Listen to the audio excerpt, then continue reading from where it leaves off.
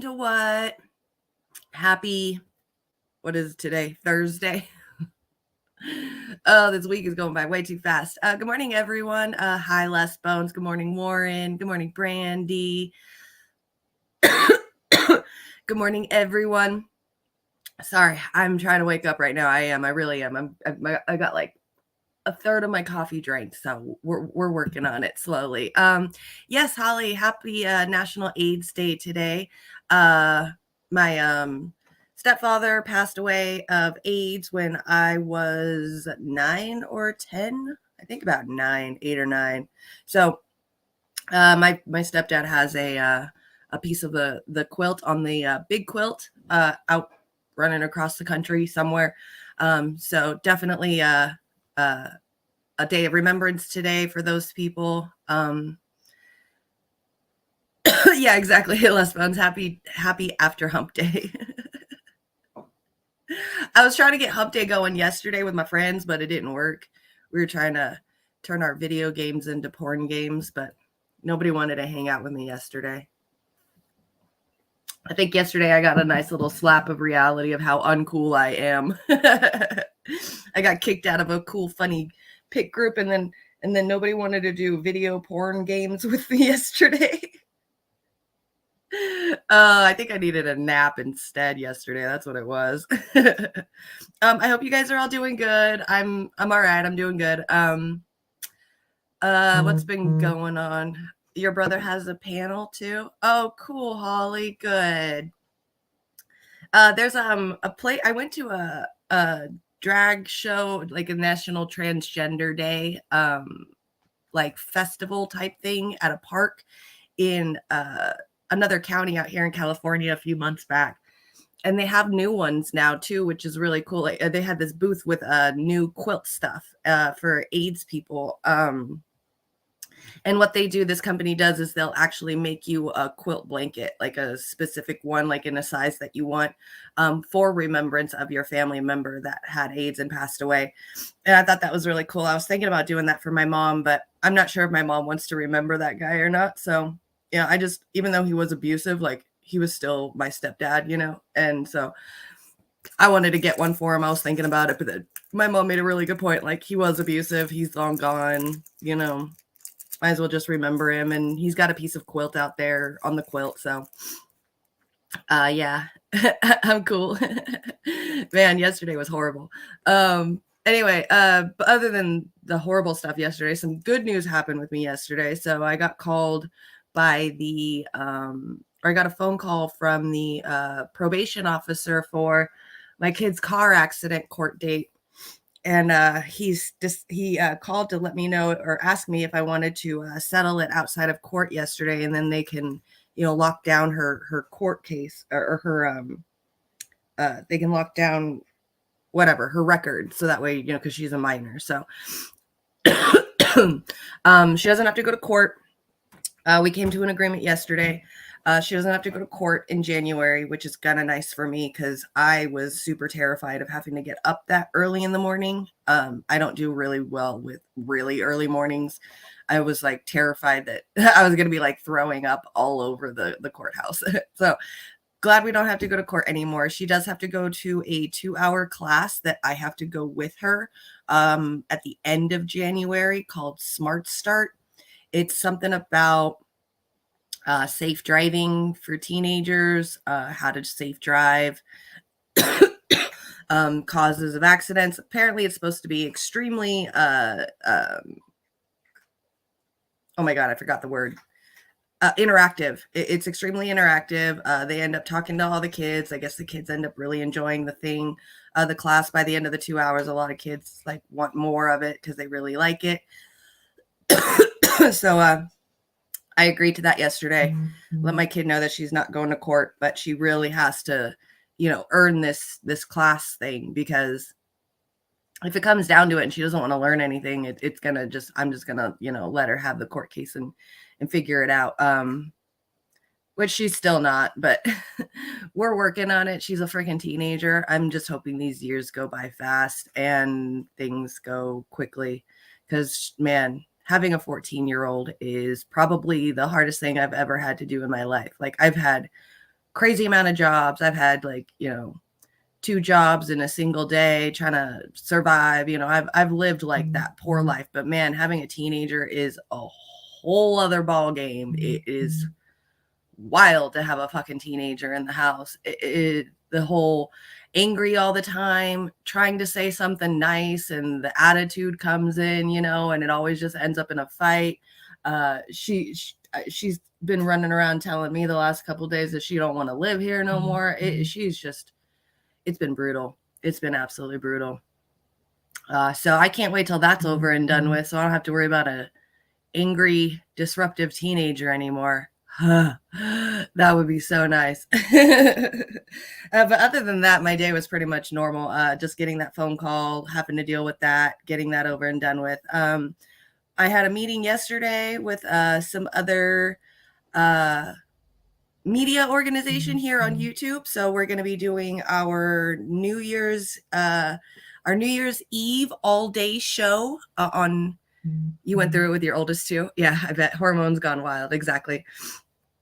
But we had a meeting yesterday, and so we're going to be doing the New Year's Eve show on December 30th. It's going to be all day. I believe it's going to start at like, I think like 11 or noon Eastern. So like 9 in the morning for us over here. And then we're just going to go all day. That's going to be a lot of fun. We were in the meeting with the people. I don't want to release too much stuff yet, because I'm not sure like when we're going to start releasing all the graphics. We went through some of the graphics. We kind of nitpicked a little bit with it. So that was really nice to get that going. I'm really excited about that. It's going to be really nice to not have to do all the work for this show, for this coming up New Year's Eve show. That's going to be really nice, because last year it was a blast. Don't get me wrong. I had a freaking blast on the day of, minus my electricity going out halfway through and, not having electricity or cell phone service for 3 days afterwards. That was the only shitty thing, was real life sucked. But the show itself was absolutely amazing. The pregame of the show was so stressful, like trying to come up with hour time slots throughout the whole day, trying to fill those in, what they're going to talk about, and then fill them in with people. And that was the really hard part, like organizing, 5, 6 people in a single StreamYard, like here, like I'm on StreamYard right now. Trying to fit like 4 or 5 people on a single StreamYard panel every hour for that whole day. Oh my God. It was wild and crazy and insane, but it was my first one. So I really wanted to make sure that everything went perfect and everybody enjoyed themselves and everybody had a good time. I even made sure, like, I personally wrote thank yous to people afterwards for joining. It was a lot of work. It was a lot of work. So this year, having another independent media team helping out is going to be immensely helpful. I mean, last year we worked with Sabby, which was a lot of fun. That was a blast. But she's just her over there. So it's hard to expect her to do too much because she's just by herself. And she's a media company, like, in her own right.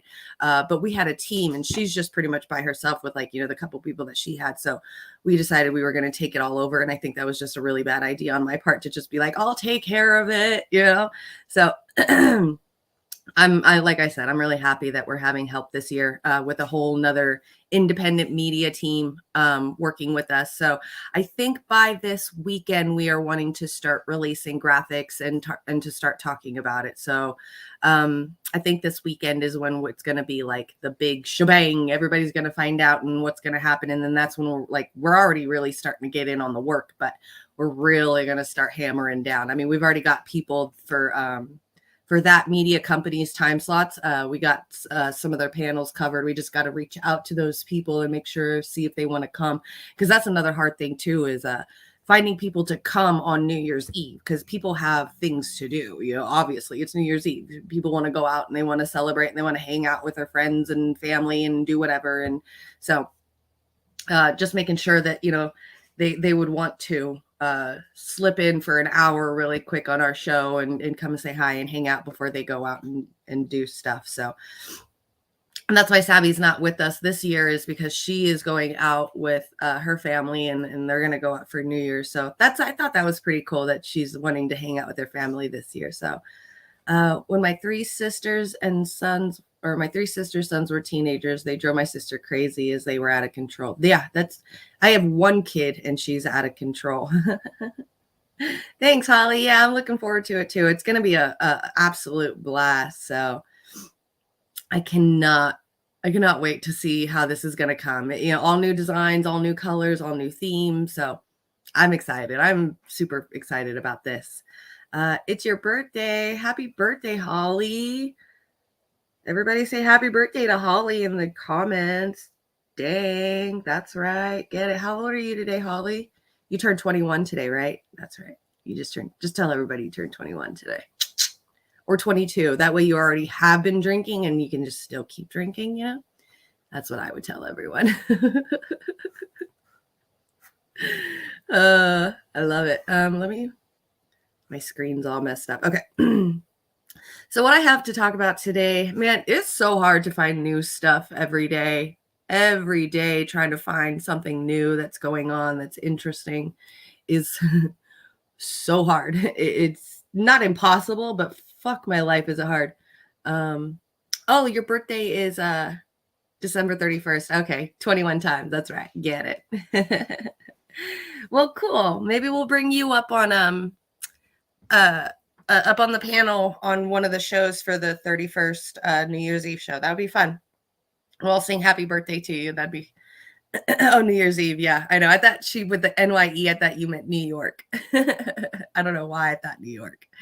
But yeah, that'd be really cool to have you come on one of the panels for one of the hours on something. So we'll talk to you about it. See if you want to join. Definitely. Happy birthday. Almost. Not yet then. Not yet.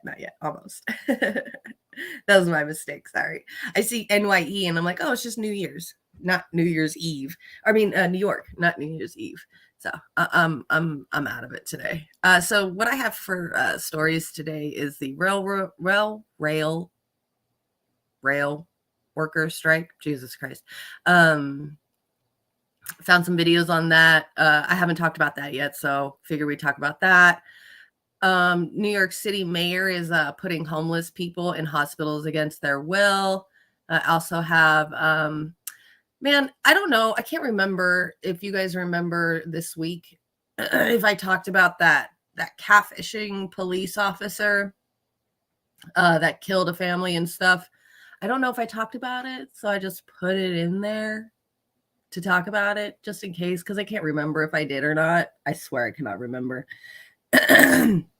And then at the end, I since it's December 1st, I decided that we're gonna watch a little video about Krampus, exploring the legend of the Christmas demon. Ooh, so that should be a lot of fun. We'll end it with that, and then whatever time I end, because man, I'm poopered. By Friday, man, I'm done. I'm ready for like a relaxing weekend. Okay, you said that you sent something in Slack you. Okay, yeah, I'll talk talk to you about it in Slack for sure. Yeah, involuntary hospitalization is disgusting for sure. Oh, okay, I was like, everybody's laughing at Warren, but what? It's the happy birthday. I get it. What else has been going on? Just other than all of that, just still playing my video games. Yesterday was a lot of fun with us because we had like the whole crew together yesterday, which was nice because you can only fill up to, I think, 4 people in the video game that we have. And so yesterday was a lot of fun. We had me, Les Bones, Shake and Bacon, and Warren even came into it yesterday. So there was 4 of us in the game. I felt confident enough to go exploring and killing things. Because usually if it's just like me and Les Bones, I'll do it a little bit here and there, but I'm terrified because I know like with one person, you can't kill a lot of those animals in that game.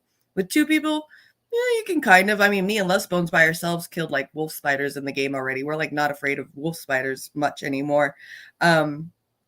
But when it comes to like even the more vicious animals or bugs in the game, I'm absolutely still terrified. But once Shake and Bacon gets in there, man, that's it. Like I'm ready to fucking go. I'm ready to battle pretty much anything because he's so funny. Like he's anytime we see something that we need to battle, he's like, all right, let's go. And then we'll go. And then he does this really funny thing where he's like, oh my God. And he screams and says words.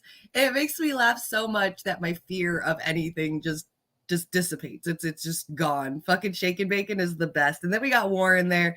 I love taking care of Warren in there, making sure he's got all of his little things that he needs, you know, his correct weapons, his correct armor.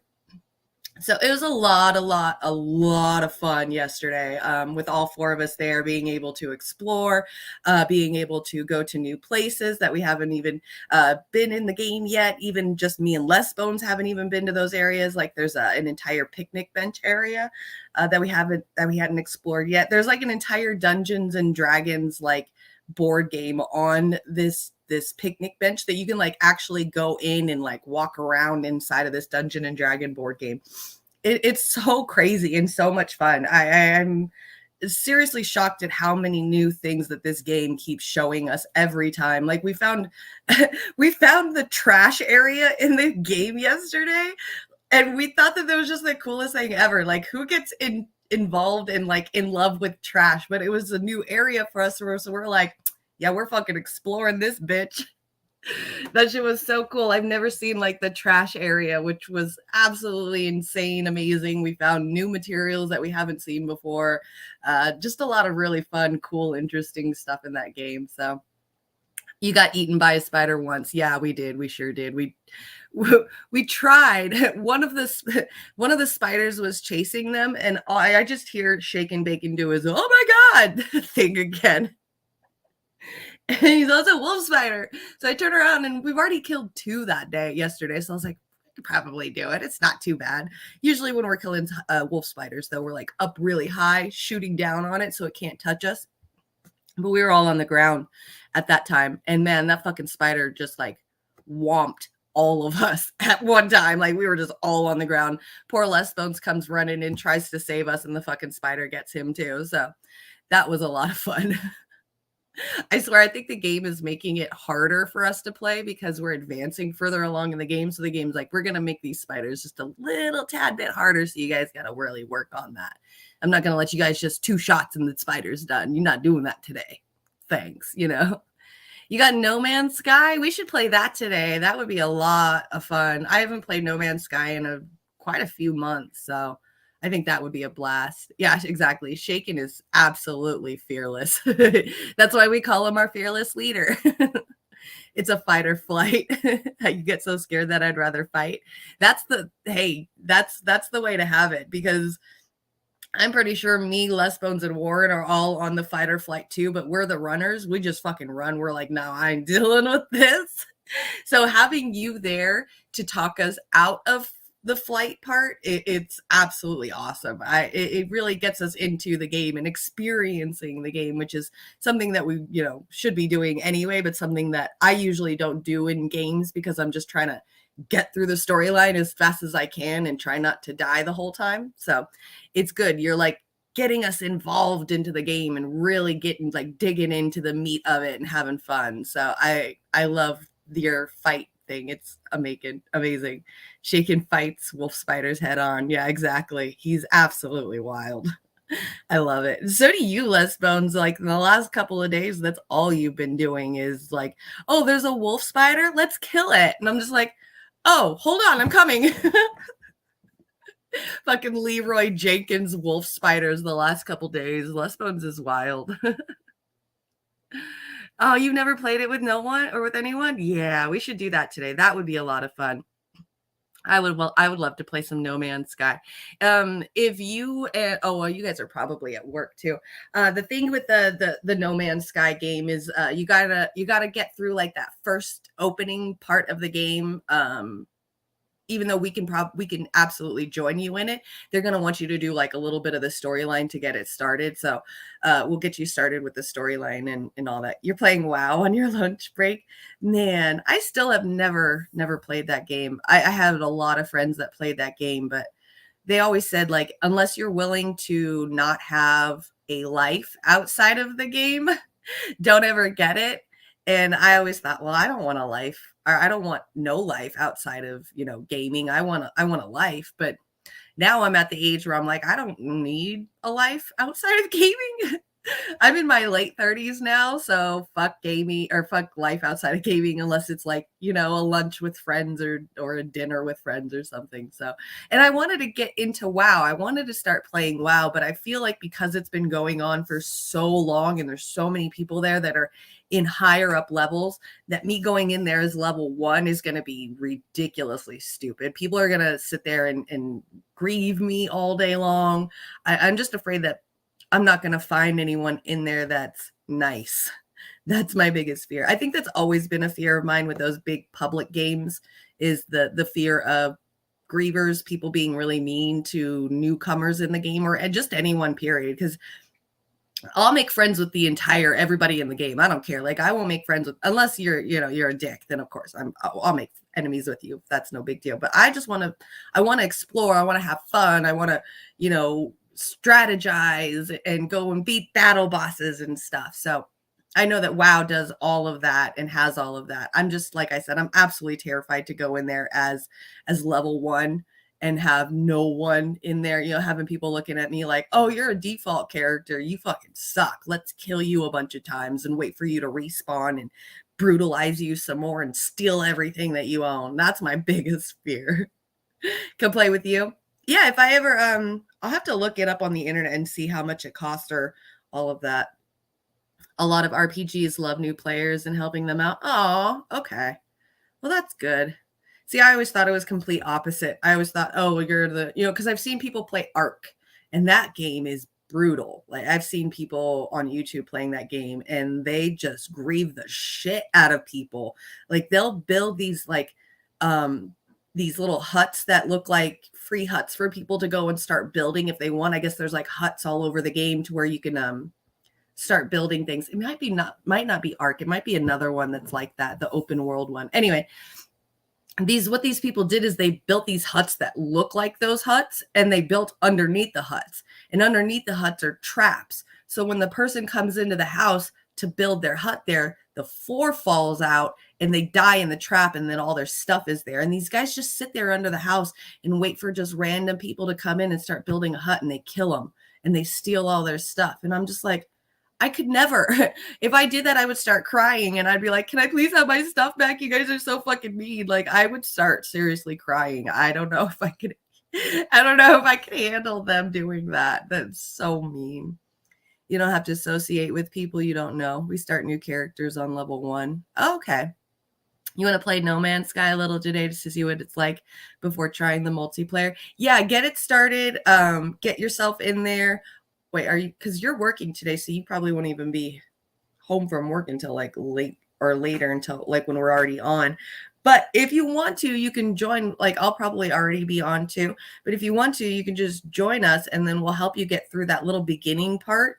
And then once you get through that little beginning part, you don't even have to do the storyline if you don't want, and just go, and I'll take you to all the different like galaxies, because I think there's like 40 something galaxies in that game. And each galaxy has like, well, I guess they're universes. So there's like 40 something universes. And in each one of those universes, there's like at least 100 galaxies. And I think I have bases on 4 out of the 40 something universes. So I could definitely just drive you around and take you to those. So that way you can save a base on those universes as well. So you're not just stuck in the first main universe that everybody's on.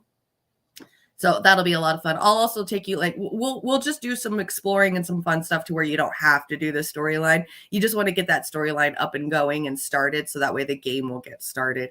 There's a lot of fun. I'll teach you how to hoe. We like to prostitute ourselves in that game. At least I do. I like to prostitute myself in that game. So we'll get you some, we'll make your outfit really girly, and we'll get you a pet. That way you can go sit at the main station where people come in and out all the time. Like, real people come in and out of it all the time. It's like a server area to like shop and stuff. It's like a shopping area in game.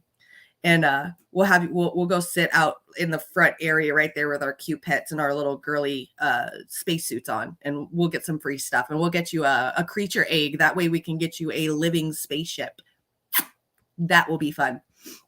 That's going to take like 4 real days though to do. So the hardest part of the game is surviving the start. Just a heads up, don't feel bad for dying early on. Ooh, wait, in No Man's Sky? Because I have not died in that game yet at all. I think the hardest one, oh, you know what? I think you're thinking of there was some kind of special DLC for a while there. Like they do like these special side storylines that you can do. And there was one where you had to do like all this stuff. And I think it was like for the living freighter ship. It was a storyline. You had to do all of it. And one of the quests to do that was to die. And so a lot of people for that quest just when as soon as they start, they would just die and get that part over and done with and continue on. But I've never died in No Man's Sky yet, so I have no clue. I don't even know what happens when you die. So, yeah. All right, cool. Yeah, we can play. You can play to 20 free. Oh, so you play free for up to 20 level, up to the 20th level on WoW, and then you have to pay for it. That's crap. Oh, you're in the first universe. Yeah, I'll take you guys over to the main circle ship where everybody goes into and take you over to the what is it called? Actually, just me being in there with you guys, just take you over to the circular transportation thing, whatever it's called. And because I'm in there with you guys, you'll be able to go into that and open it up, and it'll show you all the worlds that people that are in that server right now are in. And then you just pick that world and go there. So because me being in there, and I'll come in from like another universe and come in there and meet with you guys. And then that way you'll be able to just like single-handedly just hop over to that universe really quick without having to do all the hard work. Because without that, it's a fucking work. Like you have to, what they say is you have to go to the center of the galaxy. So like I said, in each universe, there's like 100 or more galaxies. And so in like, you see this, just this huge picture on the screen of like all these stars everywhere. And you can like bounce from one star to another, but it gives you this line like of like a line from planet to planet that can take you to the center of the galaxy. And once you hit to the center of the galaxy, it takes you to another universe, to a whole nother one, to like the next one. So if you're like at number 1, it'll take you to number 2. And then you go to the middle of the galaxy or the universe on that one, it'll take you to number 3. But it took me like 3 or 4 days just to get to the center of one galaxy or one universe. So like 3 or 4 real days. So I won't make you guys do all that because that shit's hard. It wastes a lot of resources. You got to fast travel a lot. You have to have your plane upgraded to where it can travel further than what it normally was. Because usually you can only hop like 1 or 2 planets. But when you get upgrades for your ship, you can hop to like 4 or 5 planets instead of just 1 or 2. So those kind of things help. I'll take you to a bunch of different stuff. Me and Warren have already had a blast in there and already have like a bunch of stuff. So definitely we'll hook you guys up. You don't know what to expect from the game. It's fun. It's fun. No Man's Sky was just a chill out. It is. It's absolutely just a chill out game. So I'd build a cool look off spot, sit in a chair and watch the alien sunsets. Absolutely. I like to go to weird planets that are like the trading planets, and they're like a really high up level, like level A or something. I can't remember.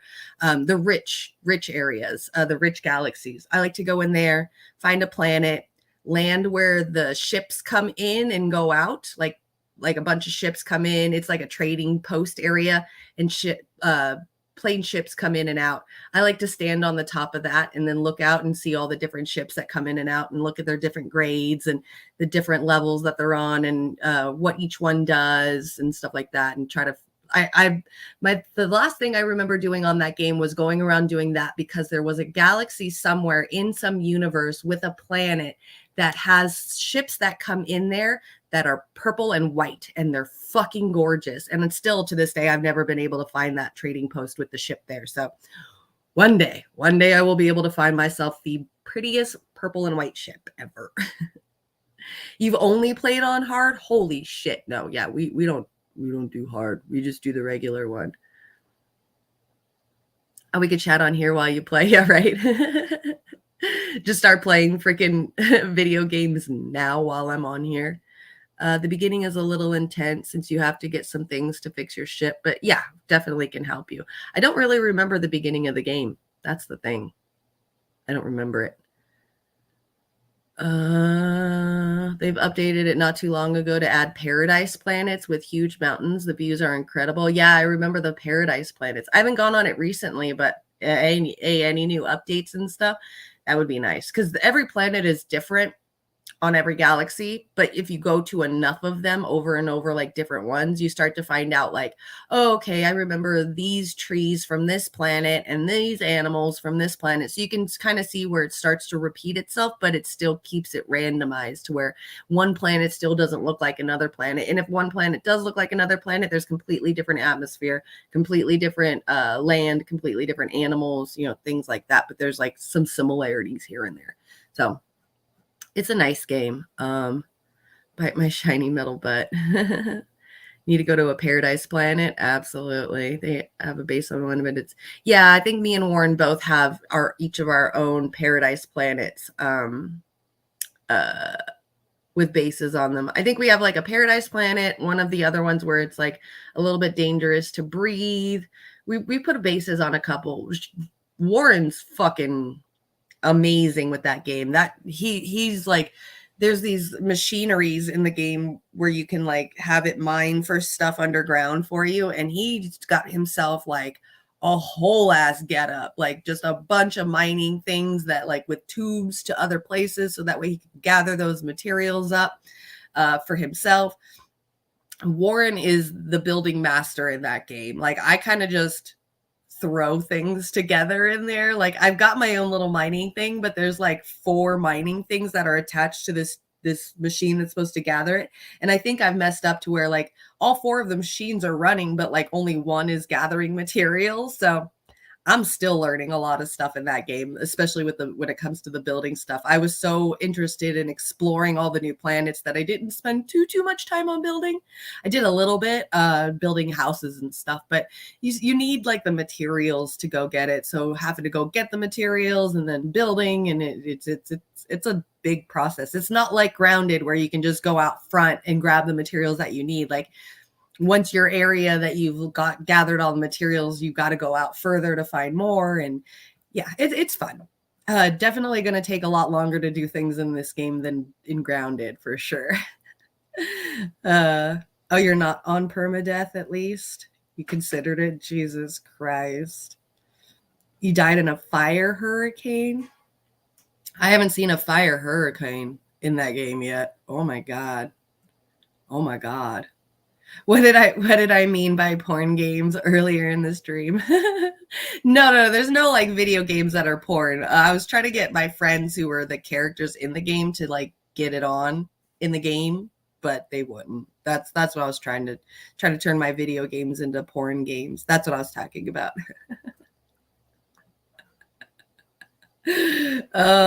Shaken is on brutal mode. Yeah, I couldn't do it. I put it on like the easiest setting and then just play through the game. Every game that I've played, even like the Horizon games, I played that on the easiest setting. I haven't even played it on regular yet. So like when they're like, oh yeah, in Horizon, each one of those like robot animals, you have to hit a specific area for it to die, or else, it's not going to die. It'll, block that hit or whatever.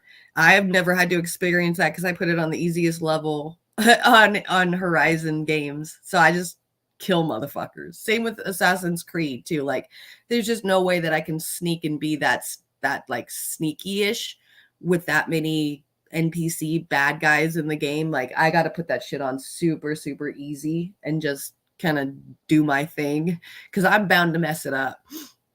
Always do.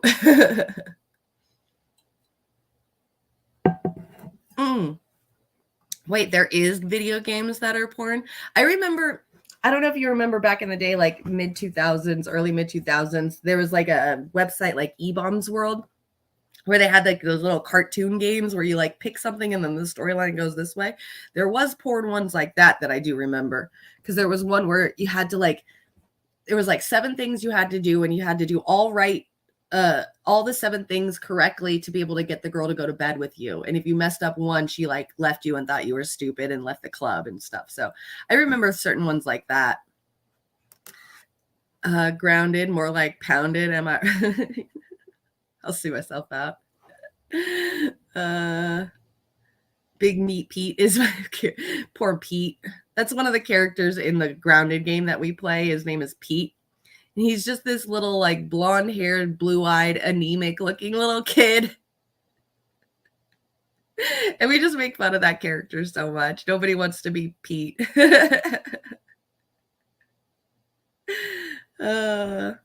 You'll partake today as Hallie Hoops. Oh God, Les Bones. Les Bones is sacrificing himself for the porn game. Oh, you guys are crazy. At some point, I know soon, I think it might be tomorrow. I'm not sure. It's either tomorrow or Saturday. I'm not sure. Fortnite, though, is starting a whole new chapter, which means it's going to be a whole new game, a whole new map. Everybody starts back to level 0 again. Everything's going to start all over. It's with Fortnite, it's like there's chapters and seasons. So like think of chapters as the book, and then seasons are the chapters in the book. I know it's kind of a little bit backwards, but that's what Fortnite did. So we've been on chapter 3, season 5, I believe, right now. And we're supposed to go up to 10 seasons in each chapter, at least in Fortnite. Every other chapter before had 10 seasons in it. But this one, they're cutting it in half, completely in half. So we don't even get that extra year of 5 more seasons. We're cutting this shit in half. We just got a new season or a new chapter last year, and now we're getting a whole nother new chapter. So at some point today, or I mean, not today, tomorrow or the next day, they're having their like live event, which is supposed to be a huge 40-minute event to kind of go with the storyline to end this chapter and to begin a new chapter. And definitely want to check that out and watch and be a part of that, because I love the end chapter live stuff that they do, because they like put you in it. You know, they put you in the map. They have you be a part of the storyline. You know, you got to fight whatever big monster creature is taking over the map at that point, at that time in the game. So I know I have to do that at some point. It's already scheduled, so I just have to see when it is and check it out. But yeah, you like being Pete? There's advertisements on Pornhub for porn video games. Oh, interesting. Interesting. You like being Pete? Yeah, that's what Warren kept saying last night. Pete looks like him when he was 10. Little blonde hair, blue-eyed, anemic kid. You know what's so funny? Shake and Bacon is like, you've been playing Pete for so much now that like I think, like, because I don't know what you look like, because we've only been, you know, hanging out here or hanging out on the video games. Like you've been playing with Pete with us for so long that I think you look like Pete. Which is funny. It's great. You can finally buy a skin instead of being a random. Yeah, the default characters suck. People know when you're a default character because, yeah, they're just there. But if you want to, I can buy you a skin. It's no problem. I have like so much extra V-Bucks on my Fortnite account because I still pay for like the monthly subscription for Fortnite and I don't even play it anymore, that I'm like gathering up so many V-Bucks. I think, oh, well, today's the 1st of December. So probably by tomorrow or the next day, I should have like 2,000 or 3,000 V-Bucks if you want a skin, and I can get you a skin. They're not that expensive or anything. And we'd probably do like one of the bundle skins. That way you can get some V-Bucks yourself too, so you can buy some stuff. Because like the emotes are really fun, all of that. And there's so many cool cosmetics. I mean, yeah, it's wasted money because it's literally a video game and you don't get any better because of the cosmetics. It doesn't do anything, you know, for your gameplay. But it is fun to have a different cosmetics for your game, just so you can kind of feel like you when you're playing. It's a lot of fun. It's not that far off when I was a kid either. Okay. No, less bones. Let me get it for you. You like took care of Warren for his video game. The least I could do is buy you a fucking Fortnite skin. Come on now. Come on. Mm-mm. You don't have to reimburse me for anything. Don't even worry about it. Ooh, V-Bucks, nice. True, maybe a smaller hitbox.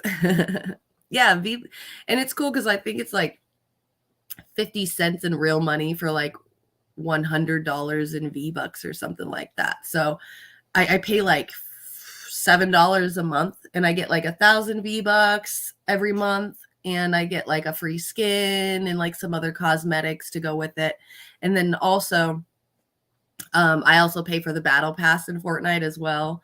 That comes with the monthly subscription. So once I get the 1,000 V-Bucks for my monthly subscription, and then the new season or the new chapter starts in a couple of days, in the battle pass, you can earn up to 1,000 V-Bucks in there as well. So probably by the end of this month, if I play enough Fortnite, I'll probably end up having like 3,000, 4,000 V-Bucks. So don't even trip. Like, I got you covered. It already gets paid every month anyway. So might as well hook you up because you hook all of us up. V-Bucks are what I use as money at the Bunny Ranch. That's right. Badge bucks. That's right. That's right. Where they have their standoff at the Bunny Ranch, their standoff. Oh God. Could you imagine going to the Bunny Ranch and they're like, all right, it's a standoff. And you're like, who's shooting? Oh my God, let's hide. And it's just like a bunch of girls walk out to the front of the bar and you pick and choose what you want. Oh, that would be hilarious. You would think the female skins would be harder to hit because they are smaller. You know, that's one thing that I do have to say about Fortnite, which I do think that that's real because they've got like the girl ones, you know, the girl skins, they're skinny. They've got some thickum girls. They've got some guy characters that are really skinny too. But then they also always throw these like big bulky skins in there. You know, the big old bulky ones. And I never play those bulky ones because I'm absolutely terrified. I'm like, that's a couple extra inches outwards that somebody can hit me with. So I personally think that helps, definitely, but it's not been proven. I'm pretty sure the game wouldn't allow that kind of stuff because there was even one pickaxe that because you got to like break stuff down and gather materials in the game as well. There was one pickaxe in there that I guess was swinging these people with like a bunch of time on their hands apparently sat there and timed out all of the pickaxes, how long it takes to chop things down, and found this one pickaxe in the game that was like 0.001 seconds shorter than the rest of all of the pickaxes in the game. And they ended up fixing that. And that's only 0.001 second quicker than the rest of the pickaxe. So you would think if they would do something for something as simple as that, even though a skin is skinny or if a skin is big, that would still be the same general vicinity of shooting. But I have no idea. I mean, it could be a possibility. I mean, they even recently, we got the emote called the death drop. I don't know if you guys have ever heard of that. There's a lot of the LGBTQ and the trans, they do this kind of dance when they're in competitions, like dancing competitions, where they'll just like put one of their legs like behind them and then fall back on the ground. It's called the death drop. It's a dance move. And we got one of those emotes in there for Fortnite. And we got that emote in Fortnite. And apparently what happens was when the character dropped, it dropped so quickly when you hit the button that people were actually doing that emote to get themselves out of being shot. So it was like working to where they wouldn't be shot. So Fortnite went in and added like probably about a half, almost 1 second of them the character standing there, and then it does the drop. So that way people wouldn't try to miss shots by doing an emote. So they come in and they fix all this stupid little stuff. So you would think that the skinny characters have the same width and height as the big bulky characters when it comes to, you know, the shooting range area.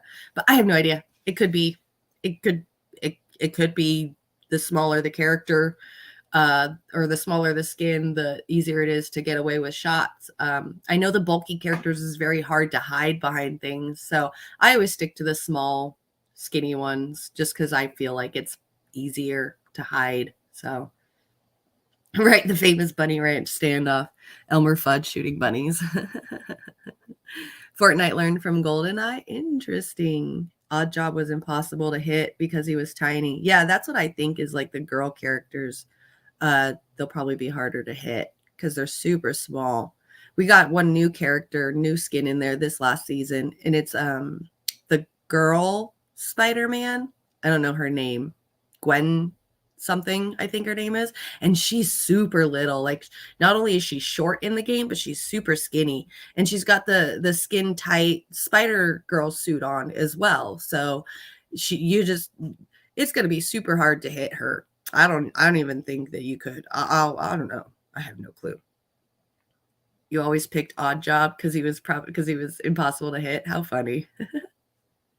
You've seen a lot of drag queens do the death drop. I love it. I think it's great. I wish I could do it. I'm just always afraid that I'm going to hit the back of my head on something, and I can't hit the back of my head on things because I got a scar back here, and I'm not willing to reopen that motherfucker. But I love seeing them do that. I love watching their dances. The drag show dances are fucking cool.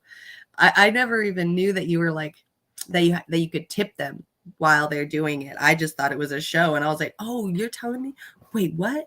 I went with my bestie Daniel to one, and he was like handing me dollars to give to the dancers, and I was like, wait, Daniel, you're telling me I can tip these bitches? Are you fucking serious right now?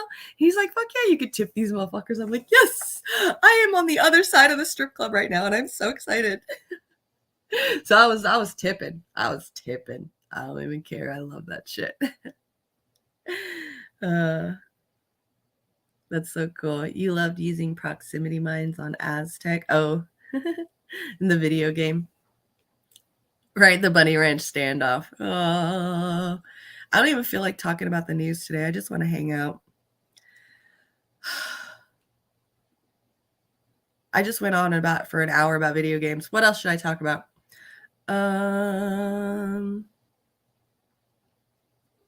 Proximity is you said you love using proximity mines on Aztec. Is that Odd Job? Is that for that game? Or is Aztec the game? Your wife loves them. Bunny follows you on Twitter. Oh, the Bunny Ranch. Oh, that's so cool. Lady Bunny is following you on Twitter. How fun.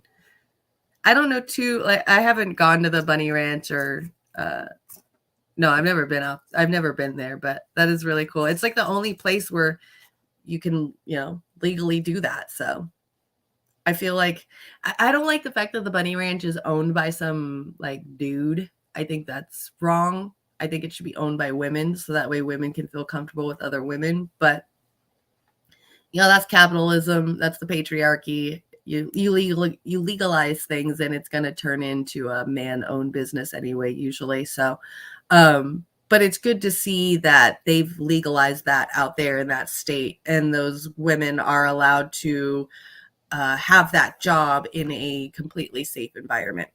They're tested numerous times a month to make sure that they don't have anything.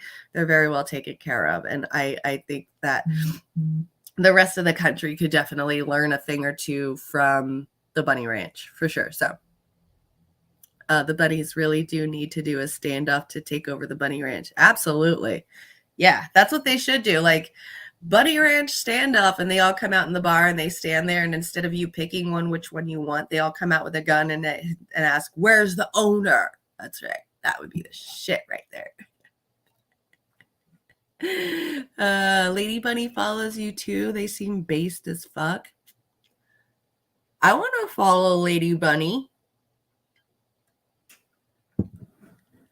All right. Fuck you guys.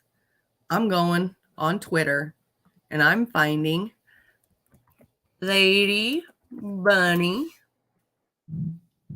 Heyo, creator of Wigstock, Dean of Drag.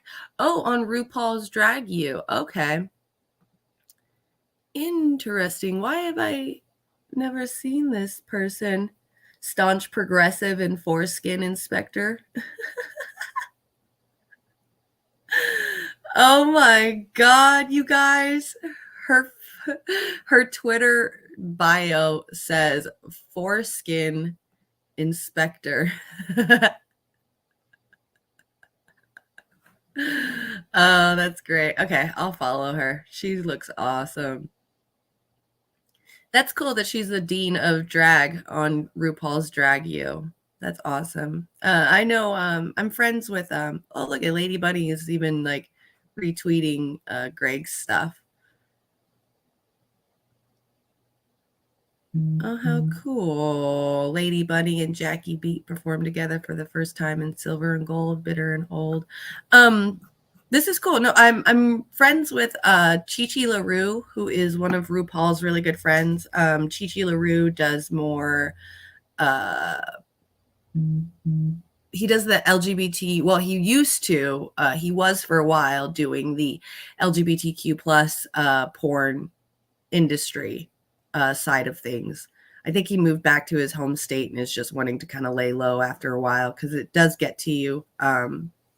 That kind of stuff does get to you after a while. So if you're not like prepared for it and ready for it, then it's hard to last in it. But that's cool that this guy or this girl is friends with RuPaul as well. So that'll be really interesting to check out. Bugs, yeah, exactly. Bugs Bunny in a dress with ARs. Yeah. You'll try to have your YouTube channel up and running after you get your house refinanced. You do YouTube shows, Purple Philosophy? That's cool. That would be really, really fun to see you on a show. I'm always trying to get friends and people in the audience to start their own show too, because it's fun. She follows Aaron Mate. No way. That's so cool. Yeah, exactly, Purple Philosophy. Thank you, Warren. Yeah, let us know when you're up and running, and we'll help share it out and get you going and get you some watchers. Always up for helping other people out on the YouTube. More people drowning out MSNBC is a answer to all of our prayers. I think the most annoying thing that I've been recently finding on YouTube is when I try to find, let's say I'm watching like an independent news or an independent media channel on YouTube, and I find a certain subject that I think is interesting, and I want to find, let's say it's like Kyle Kalinski's talking about something, and I'm like, oh, this is a good topic. I want to talk about this on my show. And I go and look for it on YouTube. And all it shows me on the first entire page is like ABC, MSNBC, Fox News, all the mainstream media things. So I feel like if we kind of just like dilute the entire pool, that maybe they won't be on as much when it comes to the suggestions. But yeah, you can't really leave it to YouTube. YouTube's going to be its own fucking monster. But yeah, please join YouTube and come in and, make the pool bigger for all of us. We definitely we have our certain independent news shows that we watch on a daily basis. So would absolutely love to add you to that to the watch list for us. I'll be your number one fan if you need me to. So I'm totally cool with it. She's retweeted Gray Zone as well. Okay. Pro tip: if you're unshorn, be sure to clean out the smegma. Writes notes down.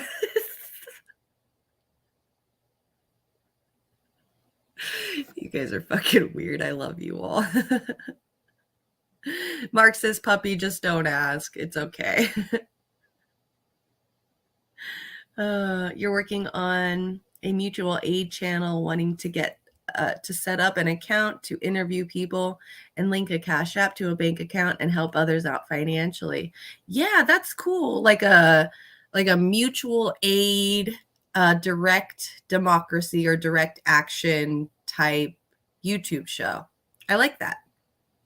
I would really, really enjoy watching that. I think Rome would be really interested in something like that too, maybe. I mean, I know he doesn't do a lot of on-show stuff except for like over at RBN.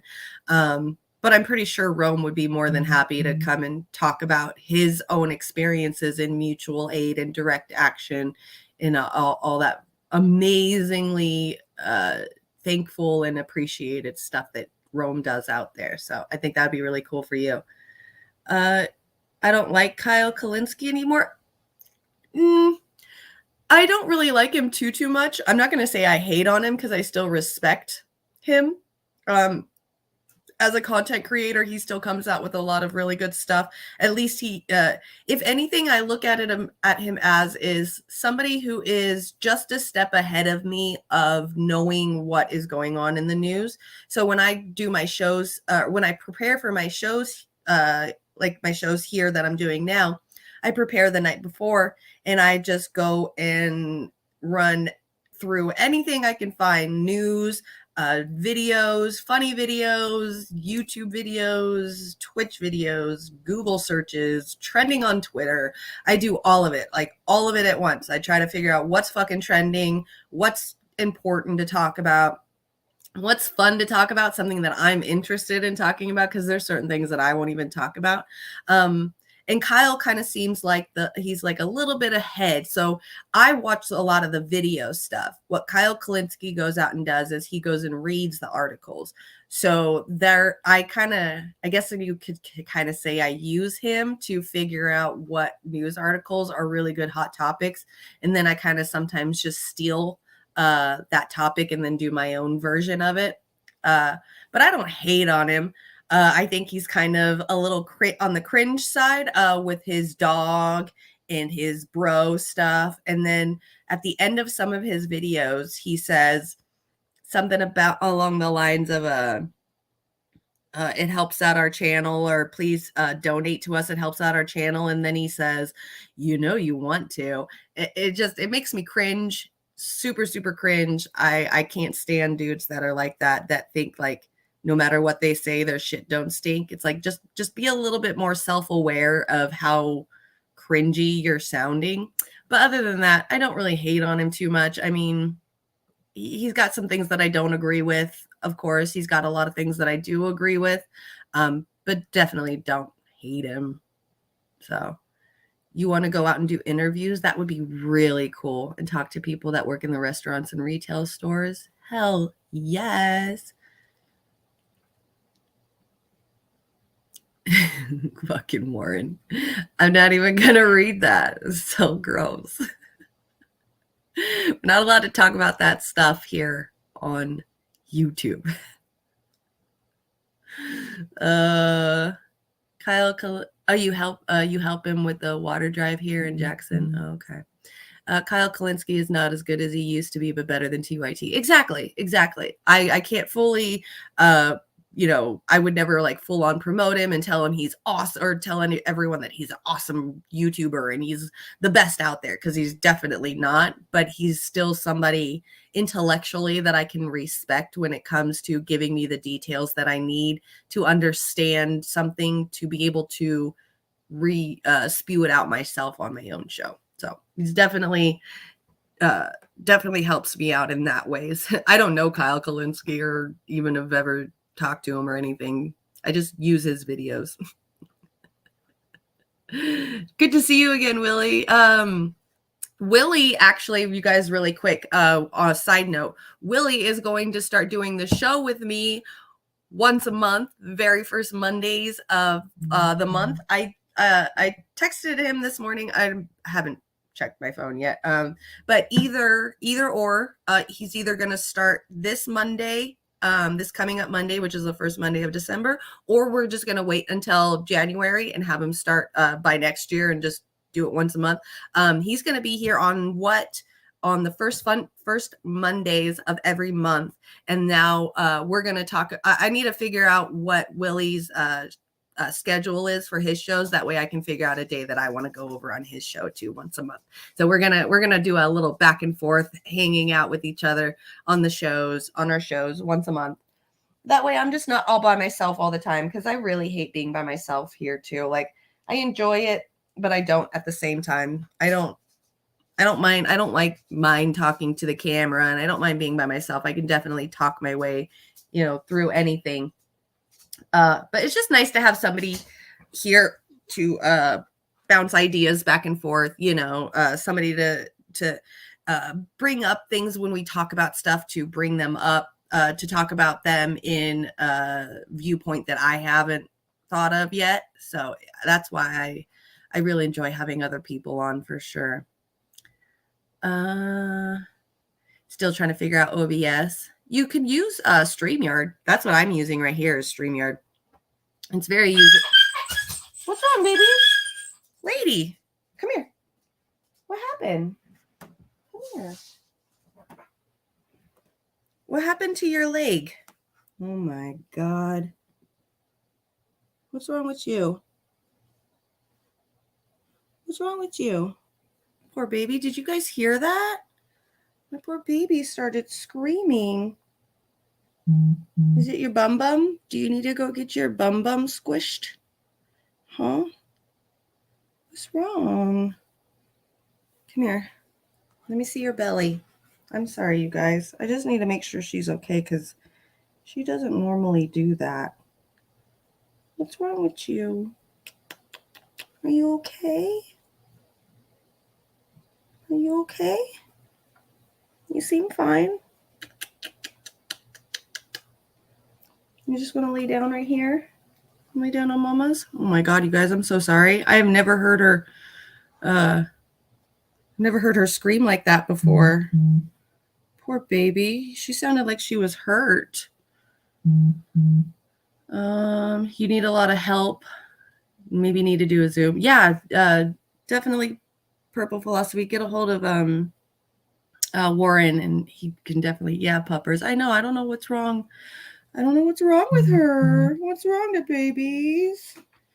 Why are you screaming like that? I think what it is that the gland things. I don't know if you know about little dogs, but they have to have their glands in their bums squeezed all the time. And I think that's what's wrong with her. I think she might need her little bum gland squeezed. Poor babies. Miss Lady. You enjoyed being on What? Thank you. I enjoyed you being on here too. I know, the poor babies. I don't know what's wrong with her. Are you all right, Shookums? Are you okay? I love you. Poor baby. Did you guys hear that? That was so really sad. That was really, really sad. Reef was telling you he has 4. Yeah, he uses a whole ass setup. But if you feel like you're going to be overwhelmed with all of that, with OBS and everything, try to stick with something a little bit more simpler, like I was just saying before before my dog started freaking out. StreamYard here. It's super friendly, user friendly, very easy to use. The comment section is usually on the side of the website right here, where you can see yourself, and you just click on comments, so the comments pop up, and you can share pages like this, which is really cool.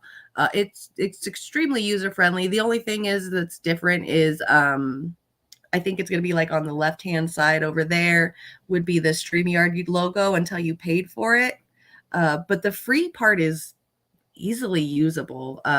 And you don't have to work as hard in OBS, because OBS is definitely a beast all on its own. I mean, it's doable, and it's really nice. I definitely love using OBS when I can, but as long as there's some, user-friendly stuff that's just doing the basics of what I need, to where I don't have to get too creative and too overdone, I'm totally cool with OBS. It's a not too shabby of a website to use. So but yeah, he definitely has a nice setup for sure.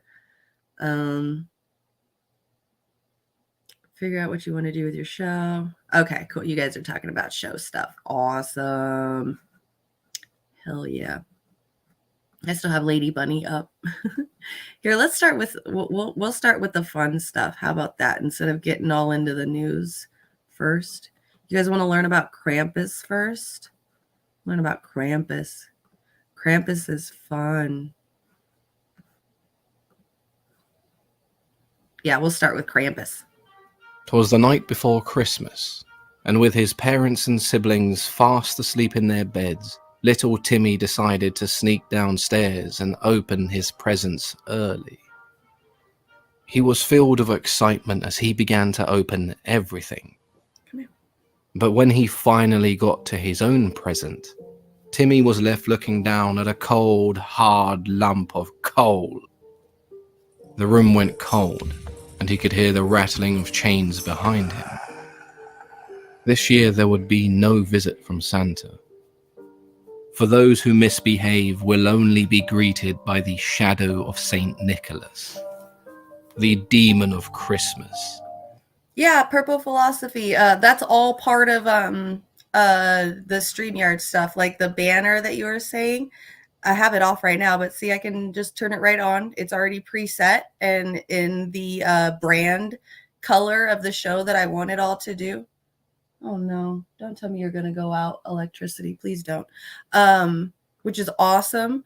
And then you could take it off if you want to. And like the what you see like here, the image productions, the KRTD media, and then the little what symbol here, that's all one image with it's called an overlay. They add it as an overlay and it goes with that. It's really, really user friendly and it's super, super interesting and really cool to use. So I would definitely look into using StreamYard. Krampus.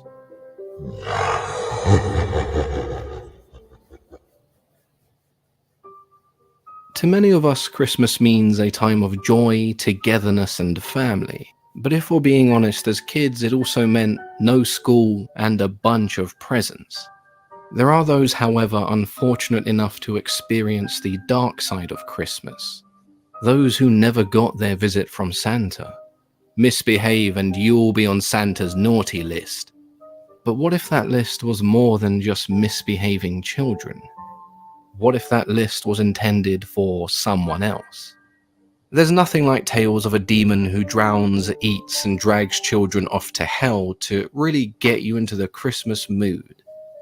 Jokes aside, Krampus is one of my personal favorites, and it's also a video that I've always wanted to come back to and improve upon.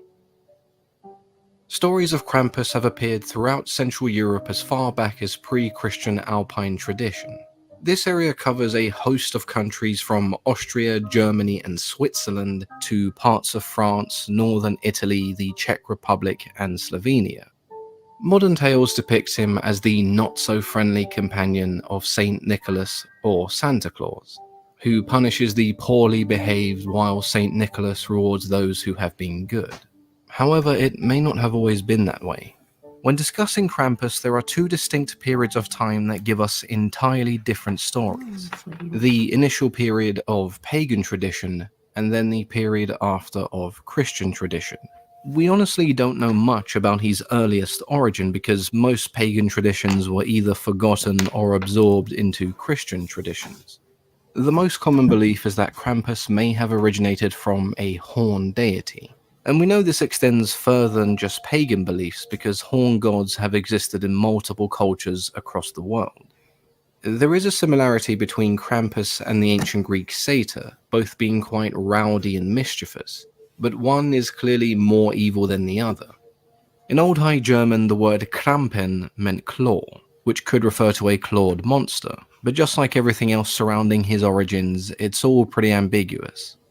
The closest connection we can draw between Krampus pre- and post-Christian Alpine traditions are pagan festivals that took place during the winter, similar to Yule or winter solstice.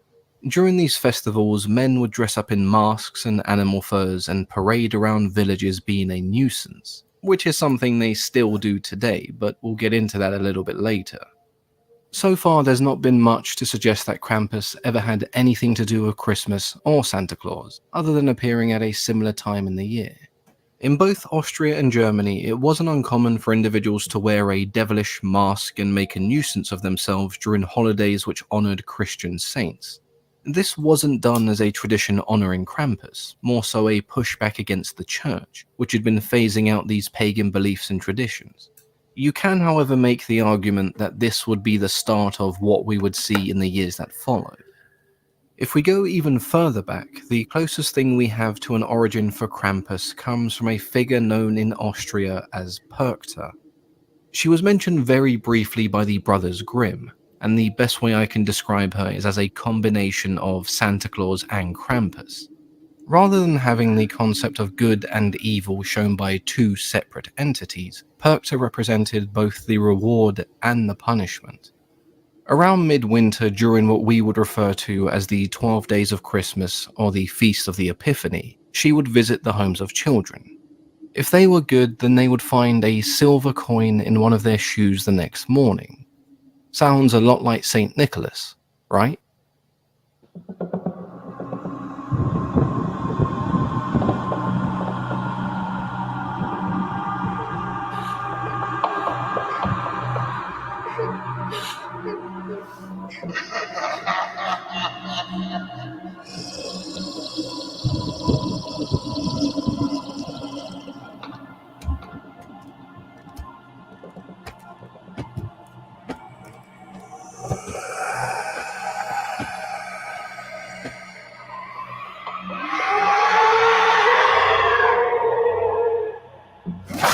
No, because if they were bad, she would slit open their bellies, remove their stomach and guts, and fill the cavity with straw and pebbles before sewing it shut again.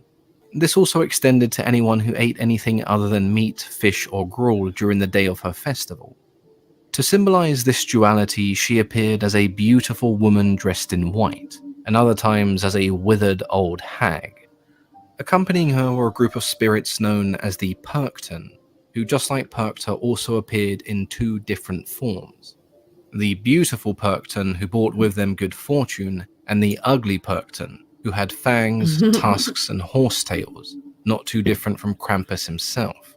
The No ugly way, Perkten Shaken were used to Bacon. ward off She's hot. There's no way she's scary. That bitch is hot. I'd smash, for sure. spirits and demons in one's home, similar to Halloween but in December. This led to men dressing up as these ugly Perkten and going from house to house driving out evil spirits, in what was known as the Perkten Lauf, or the Perkten Run. You have nightmares about wolf spiders, Warren? You've been playing the game so much. You have them at your house. Yeah, I've got a lot of wolf spiders at my house. Like, there's a lot, in real life, there's a lot. He's talking about the wolf spiders in the video game, but yeah, we've got a lot of them here. What's really crazy is we were playing last night and I had to kill a spider, like a real life spider. It was a pretty decent sized fucking spider too last night. The church then seen these celebrations as a demonstration of immoral behavior, trying to stop these runs from taking place. But many Austrian villages just refused to comply, whilst others chose to dress someone up as St. Nicholas to accompany them on these runs as somewhat of a compromise. Around the 11th century, stories of St. Nicholas began to gain popularity. You guys are crazy. You have dreams and this about continued until you have dreams about fighting spiders as well, Shaken Bacon. See, I keep getting dreams about building stuff. That's my dreams about the grounded game, is like that one day last week when I had a dream about I built those berry chairs and was sitting in them. And then the next day we woke up and we went into the game and I actually built them. That's the kind of stuff that I do. I'm like, what can I do next? And then I'll have a dream about what I can do next. Like, not the spider scary part. It's like the adventure part is what I get dreams about. You went under your parents one time and there was like a nest of black widows above my head. Till the 16th century. Don't make me throw up, Purple. Don't make me throw up. I will throw up everywhere. Where the form of Krampus that we know today really began to manifest. The church, still locked in a battle with the Austrian people over the Perkten, decided to just outright ban the Perktenlauf.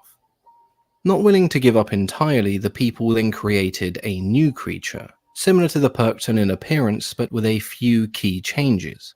This creature would now serve St. Nicholas, and would be known as Krampus, a hairy, horned and hooved demonic figure, with sharp fangs, long claws, and an even longer tongue. At this point in time, he wasn't considered the only one of his kind. The Krampus referred to a race of monsters that appeared during the Yule period. During this period, Christians would celebrate St. Nicholas. December 6 was known as St. Nicholas Day.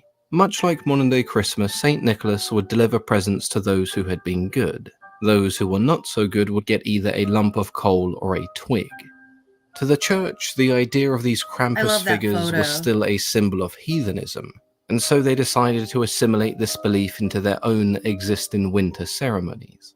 Krampus was then paired with Saint Nicholas. One symbolized good and the other evil.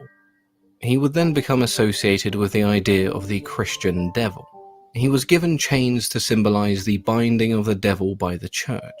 He now carried around birch sticks that he would use to beat misbehaving children with. On his back, he had a basket or a sack that he would throw those naughty children in when dragging them off to hell. If you were extremely poorly behaved, you may even be drowned or eaten. The night before St. Nicholas Day now became Krampusnacht, meaning Krampus night. December 5th was the day this demon was allowed to roam the streets and villages. It was no longer St. Nicholas giving you a twig or a lump of coal. He was only concerned with the good children. The punishment of the rest fell to Krampus. It was fairly common for the church to integrate ideas and traditions from other cultures into their own when attempting to convert those from a different faith. And it does make sense. Just turning up on someone's doorstep and telling them to stop believing in what they do because they're going to hell normally elicits a negative reaction. Instead, showing them that there is a common ground in your beliefs is much more effective. In this case, it was more so the Austrian people who adapted their beliefs into something more palatable to the church. And so the story of St. Nicholas and Krampus is a good example of how a heathen belief was integrated, despite the major differences. I love how tradition he says a heathen belief. Gotta love the heathen. We're all heathens. of St. Nicholas Day went through quite a major shift as a result of this. Going from St. Nicholas leaving you a twig if you were poorly behaved to being dragged off to hell by this giant demon goat monster. But if you were lucky, maybe you'd just be eaten or drowned in a lake. Quite the tonal shift. By the 16th century, stories of St. Nicholas began to be replaced. He now became Santa Claus, deriving from his Dutch name Sinterklaas, or Father Christmas if you live in the UK. Stories of Krampus remain largely the same, and December 5th was still considered a Krampus night in many countries. With Christmas being celebrated on the 25th, it's only natural to then want to move Krampus night to Christmas Eve for those outside of the Alpine region. And that's why you may see this in various stories and movies, despite these celebrations and festivals taking place in early December. These celebrations can vary depending on the region. They often involve wearing a wooden mask, dressing up in fur, and attempting to look as terrifying as possible. In some towns, it's more humorous, and in others, it's slightly more scary, but it's all mostly done in good fun. The most popular of these traditions is the Krampuslauf, or the so Krampus cool. Run. Having like Halloween scary stuff on Christmas, that's like my dream Christmas right here. This is why I love Krampus so much. Which is essentially the same as the Perchtenlauf. Groups of people dress up as Krampus wearing large bells so they can be heard as they roam the streets in packs accompanied by a Saint Nicholas. What exactly they do depends on how they're feeling. Some just scare children and passers-by, some throw snow at them, and others whip them around the back of the leg. Then you have those who visit houses giving presents, and in exchange they're given schnapps and brandy. So it's pretty much just adult trick-or-treating. And it's also a pretty good excuse to walk around being a massive douche for a day. In parts of Austria, twigs would be painted gold purple. and left around the house. Exactly, purple. Nightmare Before Christmas. It's like my favorite movie. I don't know if you guys, I don't really like show off my tattoos and stuff, but that is like one of my favorite movies. I have, see, I can't even pull it up and show you guys, but I can. I got Jack on this side. I got Sally over here. Definitely one of my favorite movies. So seeing this, like the whole Halloween scary trick-or-treating type stuff for Christmas is like, that makes me excited for Christmas. All year round. Speaking of which, when is a good time to start putting up your Christmas decorations? Because I have no fucking clue. Like, as you could tell, I've got none out yet. Maybe I should like pull them out while I'm editing these clips today, and like when my kid comes home, just make her put them all up or something. I don't know. We'll figure it out. But yeah, definitely have to put that stuff up. Wednesday was pretty good too. Oh, my wife would be jealous. Of my tattoos. Yeah, no, just wait till I bring out my Christmas decorations. Y'all are gonna see. I've got a little black Christmas tree, and I got some orange lights that I put on it, and I got a whole bunch of different Nightmare Before Christmas character ornaments that I put on my little tree. So all three of us in the house have our own Christmas tree. My husband has his mountain man Christmas tree with like pine cones and snowflakes all over it, kind of being like a mountain man. My kid has her girly regular, tree that she gets to have, and then I've got my black tree. So we all do our own little Christmas thing. We only really started celebrating Christmas. Like, we've always celebrated Christmas, but like the whole belief in Santa Claus and stuff like that, and actually like decorating for Christmas, we didn't start doing it until a few years ago. I mean, we did it a little bit here and there when the kids were, I did a little bit when the kids were smaller, but I never did the whole be good for Santa Claus or else you're not going to get any presents. I don't know how many other parents do this, but I'm like starting to hear that it's a more regular thing too nowadays, is parents with their kids are just no longer telling them that Santa Claus exists, that there is no more there is no Santa Claus, kind of thing, even though it's a good holiday to celebrate the love, family, friends, gathering together, being thankful for what you have, helping out people that are a lot less off than you. I wanted to do more of that when it came to Christmas, the more feeling, emotional stuff than the whole, you got to listen to, you got to behave during the month of December or else this invisible man in red suit's not going to come and give you your presents. I never wanted to do that. So I never did anything like that with the kids. I never told them. I mean, my mom did, the whole Santa stuff, but I never told them that Santa was real. I just couldn't do it. It wasn't my thing.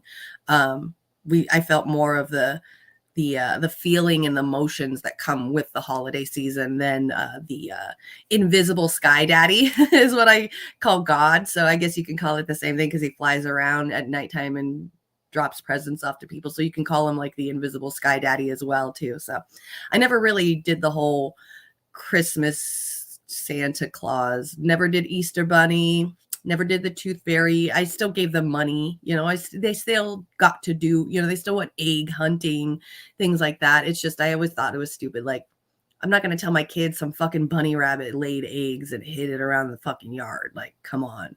I told her, we hid some eggs. Some of the eggs have money in them and good fucking luck. Have some fun. Hopefully you get some money out of it, just kind of change it up a little bit. So that's how I did the whole Christmas thing with my kids. So you normally start after Halloween is when you start putting decorations up. See, I didn't want to put them up before Thanksgiving because I just didn't want to be that person, The best time is the day after Thanksgiving. That's what I was thinking too, but I just haven't been feeling like doing it at all. In Newfoundland, they actually do adult trick-or-treating before Christmas. Usually guys dress up in a dress in disguise, dance or sing, and you're supposed to give them an alcoholic beverage. I'm in the wrong country. Why can't I? I keep getting reminded that I'm living in the wrong country. Like Newfoundland, as this says, apparently they give out free alcohol and men dress up as girls. Like, talk about my fucking dream country. Jesus Christ. Just found out, goddamn, what is it?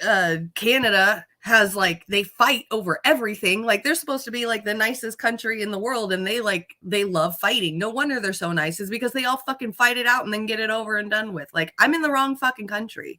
I need to go to Canada. That's where I need to go live. Telling you, I'm in the wrong country. What's wrong with America? Why can't we be like all the rest of these cool ass countries? Oh, it's because we've only been around for a couple hundred years and not like thousands of years. So we don't really have a culture. We're like stealing other people's cultures and making them our own. America sucks. America fucking sucks. I usually start on Thanksgiving week, but I've been slacking this year. Your living room is a clusterfuck. Right. I'm trying to figure out where the fuck I'm going to put these trees. I really have to figure out where I'm going to put these damn trees. Because usually by Christmas time, see, I've got like my entertainment stand right here and my TV right here. I'll move all of this stuff over to this wall. That way I'll have like that window open and like there'll be a little bit extra room over here on this wall, because this wall over here, let me show you guys. See, like this wall right here has a couch on it. So what I'll do is I'll move all my entertainment stuff over to this wall. I'll move my couch over to that wall, and I'll have like this back corner and then this corner right over here to put a tree, 1 or 2 trees right there. But I really enjoy the way that my living room looks right now. Like, this is the first time in the 3.5 years that we've lived in this house that I actually feel like this living room is a living room instead of like this clusterfuck of like furniture. And so I don't want to move it. I'm like terrified to move my furniture around and move my house because I'm afraid it's just going to go back to being the clusterfuck that it was. So I got to find places to put these damn Christmas trees. I do worry. Usually, I've always only had Odin, my cat, my white cat, for Christmases, and he's pretty decent. He doesn't mess with trees and stuff like that. But Mr. Burton and Izzy, the mom and the son cat that I have now, I can't. I mean, like my cord right here, like my earphone cord, he attacks that. I can't even, like, here on my desk, I have this mirror right here that's in front of my desk.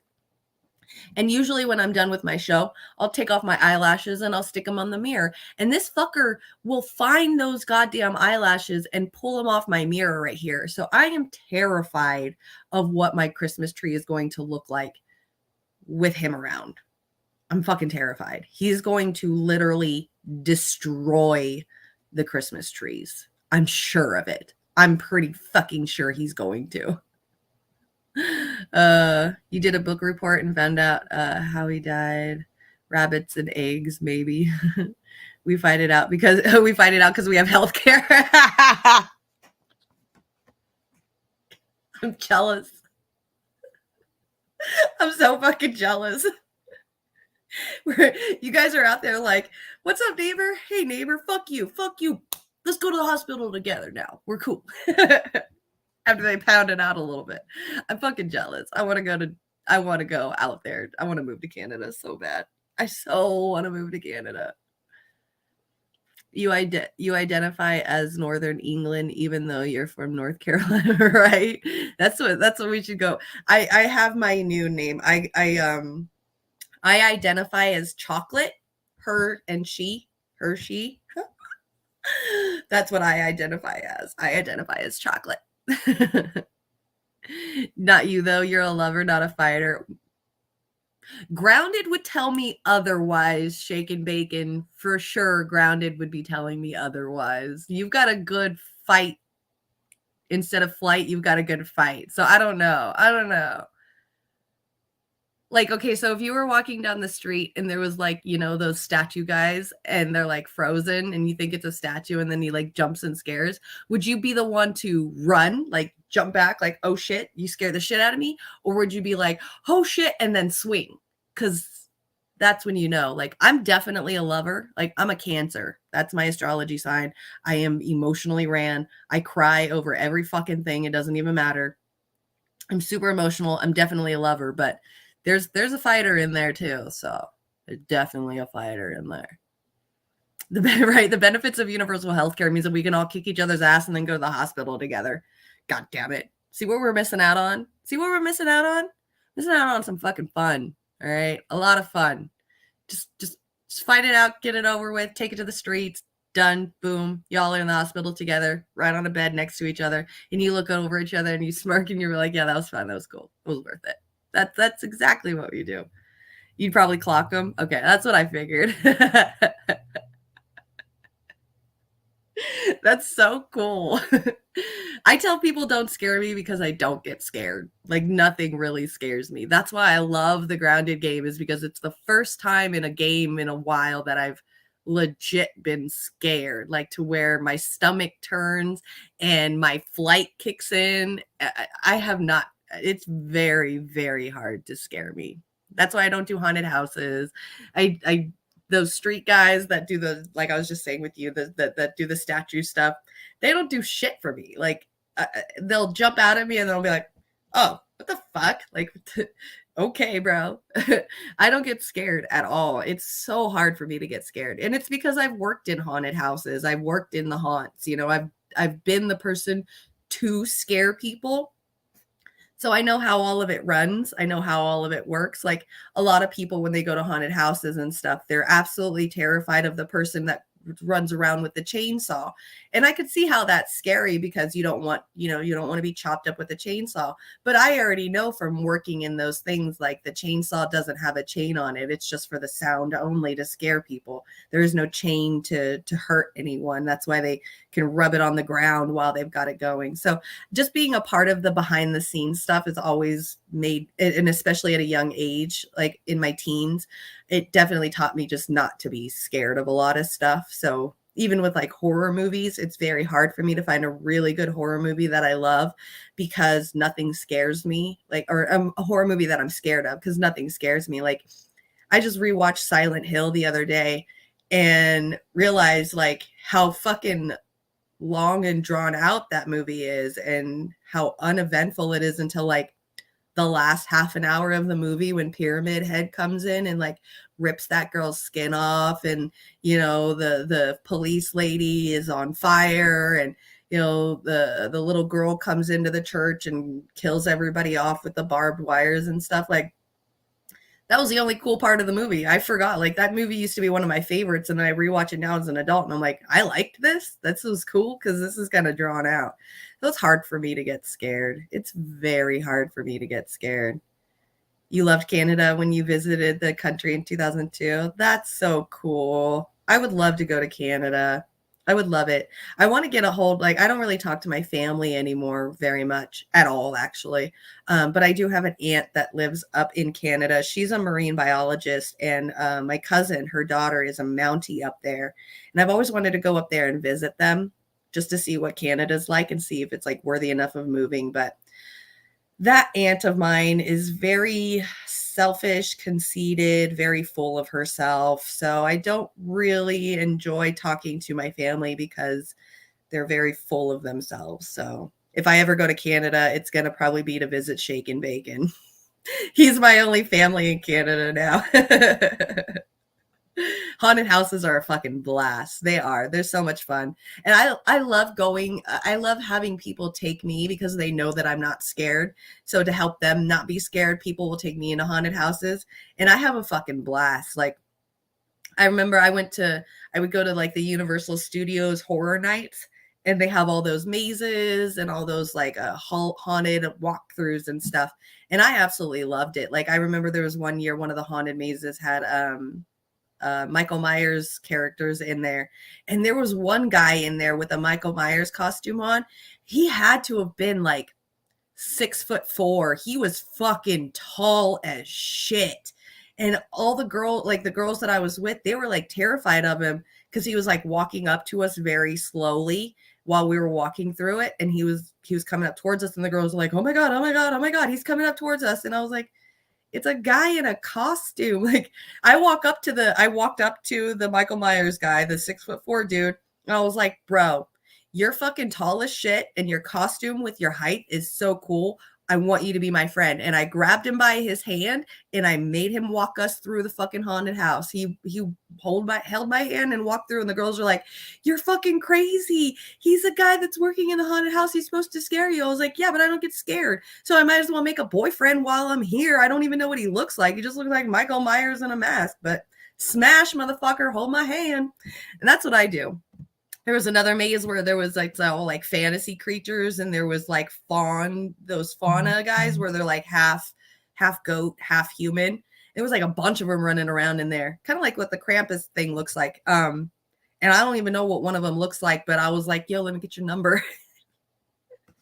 He like popped out of the wall like that to try to scare me. I was like, let me get your number. You look hot. I just don't get fucking scared at all. Like, nothing scares me. It just doesn't.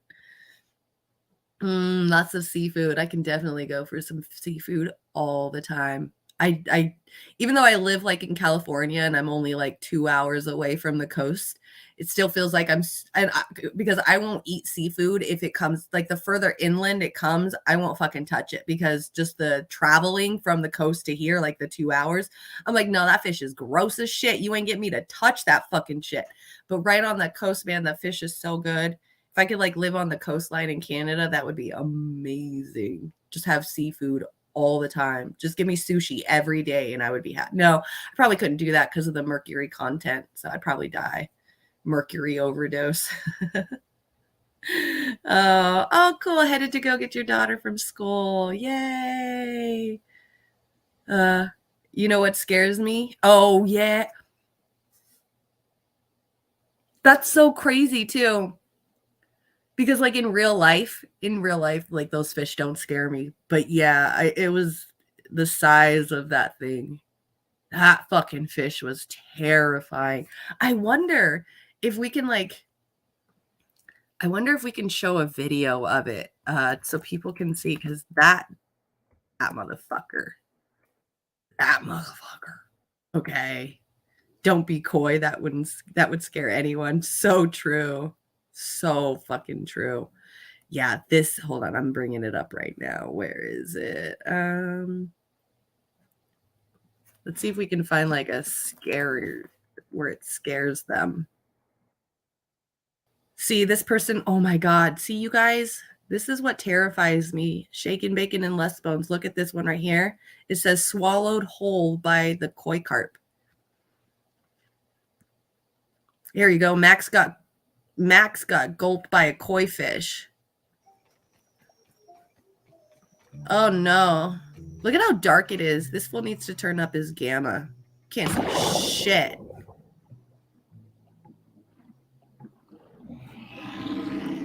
There he is.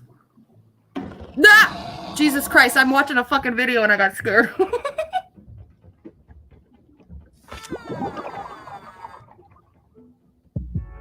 So you have to get like right up to him then. Hold on a minute. See, that was the sound I was listening to yesterday. You hear that? That was the sound I was hearing yesterday, and I was like, what the fuck is that fucking sound? Was it yesterday or the day before? And then I looked right and saw this motherfucker right here. I was like, oh, that's where he is. There's where the fucking koi fish is. But see, it looks like he's not even...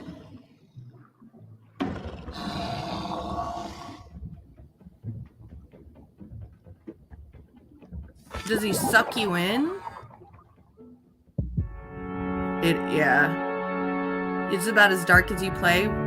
Wow. Dude, I turn up the gamma. I turn up that gamma so high that it's practically fucking daylight when it's nighttime in this damn game.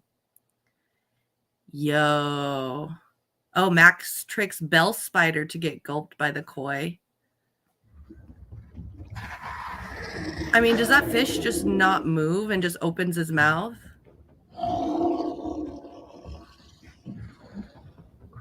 Yep, they get sucked in. That's a sucking thing. That thing sucks you. You just got to stay away from the open mouth. Dude, that fish is terrifying. Get him, fish. Oh, he got one of the spiders.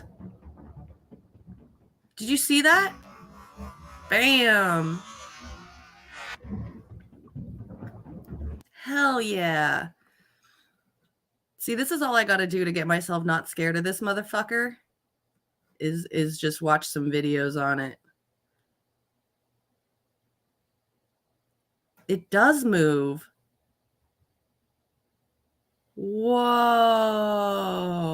That's what we have to do, you guys. Remember I was telling you we've got to get fish scales?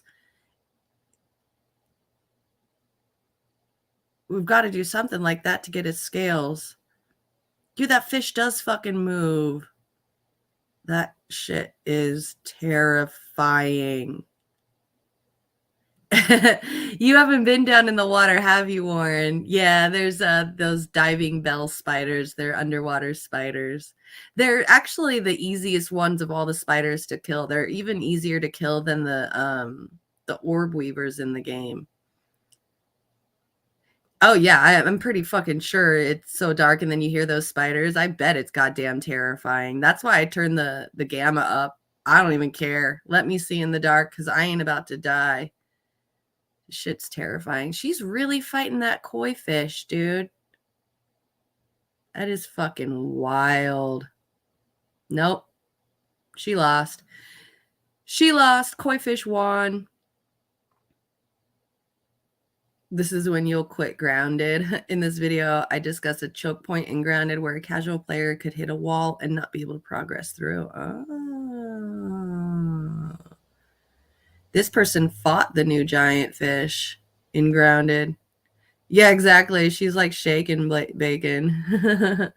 It does. It looks pretty slow, like it can't do shit, but holy shit. He's still big. I didn't think it's good to see that, like, Grounded double koi fish. This must have been, this was like 10 months ago, probably before like the update or something. Man, that fucking fish, man. That fish is nuts. Fighting the secret koi fish. Man, people are really fighting this fool. That is wild. Swallowed. Oh, we already watched. No, we didn't watch. Did we watch that? That was only 3 weeks ago. There's like little thrill. This has got to be. What's it called? Oh yeah, peepers. Get his name. How do you peepers again? X.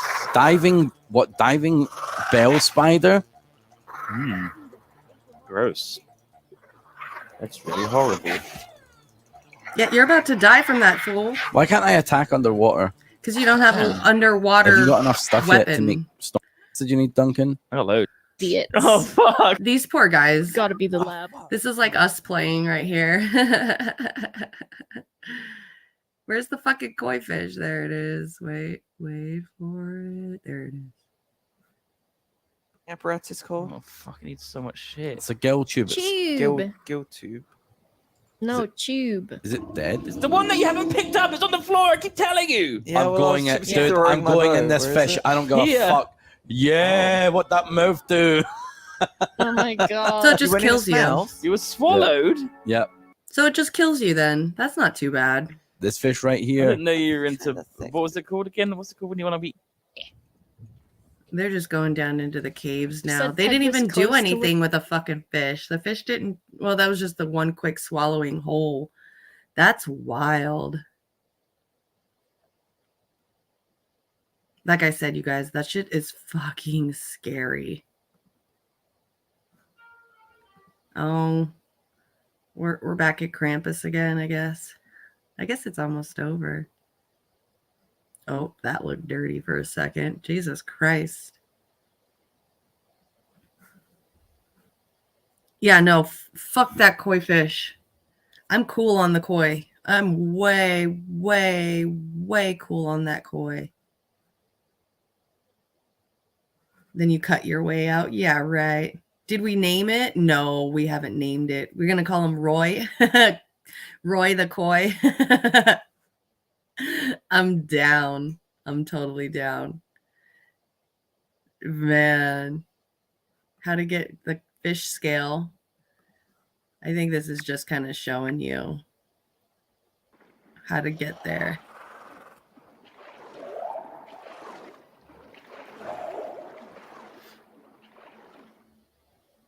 Here's the bottom. Oh, what's that spot?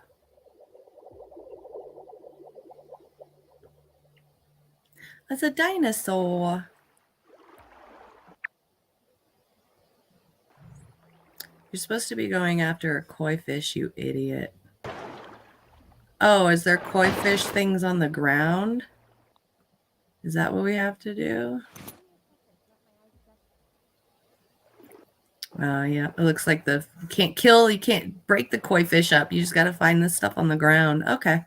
So then that means that this koi fish is just like an NPC that can kill you if you get too close to it. I wonder if people have like died from the crow. Can you fight or kill the crow? Is it hostile? Hello, everyone. Monkey.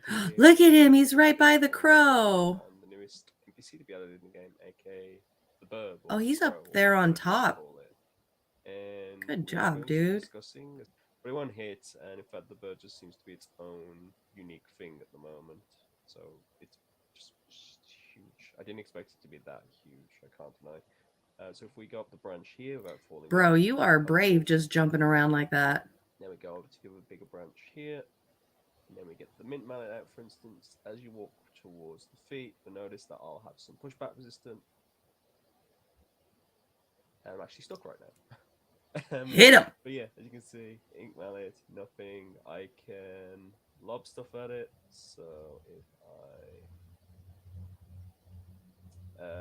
I get, I'm just gonna just chuck it, screw it.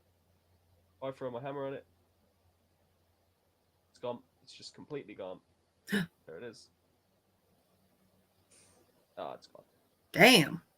Well, then there you go. You can't even die from the fucking crow. The crow is just its own entity in there, unlike the koi fish that can fucking murder you. Fuck that. It just seems to be its own entity, which kind of sucks, but also thank God, because I can't imagine fighting this thing with how big it is. Maybe if it's like a smaller bird or something, maybe I can see myself fighting it, but at the moment, I'm just happy it's in the game. You're just happy it's in the game. That is so fucking cool. Well, good to know. Good to fucking know that the crow can't kill you, but that goddamn koi fish can. That's nuts. You're right. That does scare me. I'm just like a sucker for punishment. I just keep looking at it. Keep watching it. God. I guess I can start on some news now. That way I can use up like the last hour to clip up stuff later when I'm done with the show. OCO Yona, good to see you. Everybody go check out Yona. He is putting up new music still. I'm noticing that he's still putting up a lot of new stuff. So you guys go check out Yona and give him a follow. We can get his YouTube going up again, since his last one got banned and lost almost everything, which is bullshit. So go give him a follow. Check him out. Go check out his new songs that are coming up as well. They're really awesome. He's very, very talented. So, want to see, let's see. Which one can we do first? You want to do the railwork strikes or the New York City mayor? I guess we could do the New York City mayor, since it's newer than the rail workers, right? I guess. Now's the boring part, you guys. I know, I'm sorry. But I got to get something on here. You got a brand new song with acoustic guitar, unlisted video. We'll send a DM. Yes. Trying not to do so much news today because I don't feel like listening to the goddamn news today. So sick of it. So sick of the news. So in New York, they're going to involuntarily hospitalize more mentally ill people. They're going to be transported to area hospitals for psychiatric evaluations without their consent under a directive from Mayor Eric Adams issued on Tuesday. Emergency workers are already empowered to hold dangerously violent individuals, but the directive expands to the interpretation of that policy to include more people whose inability to care for themselves places them in more subtle forms of danger. The mayor and his aides did not precisely define those basic needs or say how city workers would determine whether they're being met. Police officers, firefighters, and Department of Health workers will be able to hold such individuals after the city workers undergo imminent training sessions, a plan that civil rights activists immediately took issue with. The announcement delivered from City Hall is intended to tackle one of the Democratic mayor's most persistent and complicated problems, which touches on public safety, human rights, and the city's appearance. Of course, it's always about the appearance. Maybe you should home people and then you wouldn't have this problem. Anyway, but its success hinges on potentially costly problems the city has not solved: a lack of mental health resources and affordable housing for those with several financial needs. During a press conference following his speech, the mayor admitted the city needs more state-funded psychiatric beds. They just need to build more homes as this initiative takes hold. In fact, the city has just 50 empty beds provided by the governor at its disposal. I want to talk to you about a crisis we see all around us, people with severe and untreated mental illnesses who live out in the open, on the streets, in our subways, in danger and in need, the mayor said. I think he said a little bit more than that, but here, let's watch. Do I have a video on it? No, I'll just keep reading. I got one video, but all right. So Adams said that state law already allows the city to intervene when mental illness prevents New Yorkers from meeting basic needs, but a common misunderstanding persists that we cannot provide involuntary assistance unless a person presents immediate harm. This myth must be put to rest, he says. He's asking the state to clarify the basic needs standards that was set in 1980s court case. In a statement of playing fast and loose with the legal rights of New Yorkers without the resources necessary to address the mental health crisis that affect our communities. Yeah, exactly, Yona. It's ridiculous.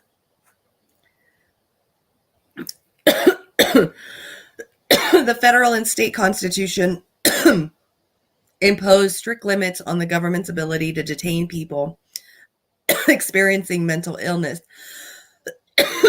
Damn it, coffee. Limits that the mayor's proposed expansions is likely to violate.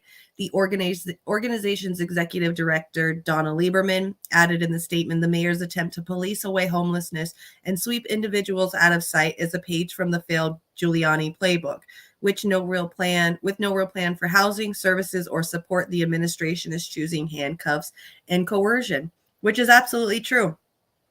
All they're going to do is send them into a hospital for a couple of days, get them, semi-treated, or get them, at least initially off the drugs, still kicking if they're on drugs, and then just send them where? Send them to a shelter, send them back on the street. Like, what's your fucking plans? Because it doesn't sound like you got really a plan anyway. Eric Adams is a cog in the New York political machine. He's a tool in more ways than one. That's what it's seeming like. I don't know who this guy is, but he just sounds like a Republican, even though he's a Democrat. So it's disgusting. They sounds like they could also do that here in California under care court, right? This prison state is already housing those in need of mental services in large numbers due to the hospitals in the U.S. having been shuttered since 1970s. Exactly. Thank you, Yona, for bringing that up. You are absolutely fucking correct. They build high-rise luxury condos and apartments with a smattering of affordable housing within them, which is a joke. Exactly. There are no surplus beds in mental hospitals adequate to bunk all the unhoused. Yeah, they're like practically bunk beds. And I'm sorry, but like if a person has children, who's going to want to take their children into something like that? Give these motherfuckers houses already. Jesus. Yeah, housing first programs are needed. Yeah, exactly. Long-term viable solutions should be the first step. Thank you. Even short-term viable solutions, have it start off as a short-term and then continue it along as a long-term afterwards. That way something gets done now instead of saying, we're going to invest $40 million into low-income housing for the next 5 years. That's not doing shit for people who are homeless right fucking now. So, yep, you're right. And New York City shelters are a literal nightmare. Yeah, so are they out here in California. There's no fucking way that I would ever take one of my kids to a shelter. I almost had to a couple of times in my 20s, but fuck that. There's no fucking way I'm going to take my children into something like that. Nope. Make it doable for people who have families, and then we'll sit and talk. But you ain't putting me in a fucking shelter in bunk beds next to some random ass people that I don't even know. I mean, I love... and I would take care of homeless people, but with my kids, there's always going to be fears of them getting hurt in something like that, and I couldn't live with it. So, didn't Finland build apartment complexes dedicated to getting the homeless off the street? It was housing first. Yep. And they also hired social workers to work in the buildings. Homelessness ended. Exactly. We just don't want to do what Finland and Sweden and all the rest of them do because they're socialist countries, and socialism is bad. So The word shelters isn't necessary. Eric Adams, NYC itself is a literal nightmare. Absolutely. This is the fault of the rampant capitalism and greedy motherfuckers. Yep. Rent is way too damn high. I bet it's way high out in New York. It's got to be the same out here too, as it is out here in California. It's just ridiculous. It's absolutely ridiculous what the cost of living is, and our income isn't even sticking with that. So keeping up with that, it's falling behind, and people are losing their homes. And then you got politicians and CEOs just thinking that everything is hunky-dory, all rainbows and sunshines. Like, go fucking somewhere else except for where your little city areas are, and you're going to see that there's a lot more homeless people than you realize. It's so sad. The federal and state constitutions impose strict limits on the government's ability to detain people experiencing mental illness, limits that the mayor proposed expansions is likely to violate. The mayor's attempt to police away homelessness and sweep individuals out of sight is a page. Oh, I already read that part. Okay. Who's determining that they're dangerous to anybody but themselves? The city council member said, who chairs the general welfare committee. I don't know that picking folks up and dragging them to the ER is even legal. Thank you. I don't think it is the job of law enforcement to address a social service public health issue. They're not trained to do this. They're not mental health providers. And quite frankly, from what I hear from officers on the street, it's not something they want to do either. Boom. Adams said the existing law is clear, but police hesitated to apply the basic needs standards. Moving forward, the city will provide healthcare professionals who can advise responding officers via phone or video call on whether an individual qualifies. Alaya, a Bronx representative whose brother suffers from psychiatric illness, said the city lacks mental health resources, particularly in low-income areas. Council member, a conservative Democrat, issued a statement applauding the mayor's announcement. Of course he did. The minimum wage is $15 an hour, but it's misleading due to the federal, state, and city taxes taken out. Absolutely. Homelessness is intentionally used to score the middle class into compliance. Yep, it could always be worse. That's the bullshit that they always put on us, like the whole "it could always be worse" shit. Like, is that where you're keeping the bar for us? Is that low? Like, you're up way up high in the fucking chain, and you're just gonna keep us way down here, and that's cool because it could be worse. Fuck out of here. You're going to make it worse for yourself if you keep talking, fool. Swear to God. Meet me on the streets. I'm telling you, man. People need to start telling politicians to meet them on the streets. Meet me on the streets, fool. Meet me on the streets. Middle class is now a legend, a myth told to children around campfires under bridges. Exactly. Rich can choose to pay taxes. Yep. Absolutely. And CPAs to deposit treasure in Swiss or Cayman accounts. And the poor have taxes literally stolen from their minimum slave wages. Right. Sacramento just passed Measure 0, which is a really bad anti-homeless ballot measure. Yeah, they're doing it down in Southern California too. The anti-homeless measures. And they're trying to make it like let's do it for their safety and looking out for them and, blah, blah, blah. Like, no, what it really is you guys don't want to see the homeless because it's bad for tourism and it's bad for you. So you want to get rid of them and move them somewhere else. I've seen tons of homeless people that have gotten booted out of their city into the other areas. In my hometown in Lancaster, Palmdale, California, they put all the homeless out there. Out here in San Bernardino, they stick them all out here. There's still a lot down in LA, but whenever something happens in a certain area, they'll empty them all out and make them move too. So it's bullshit. Real estate speculation is also prevalent. People don't buy housing to live in. They buy it to flip and make a profit. Exactly. Travel anywhere else and then come back to the third world USA. The culture shock will be intense, right? That's what I hope, man. I can't wait to see what other countries are going to be like. There are people out there that still believe in Santa Claus and the middle class, right? That's what I should have done with my kids and been like, there's no Santa Claus, there's no Easter Bunny, no Tooth Fairy, and there's no middle class. We're poor, bitch.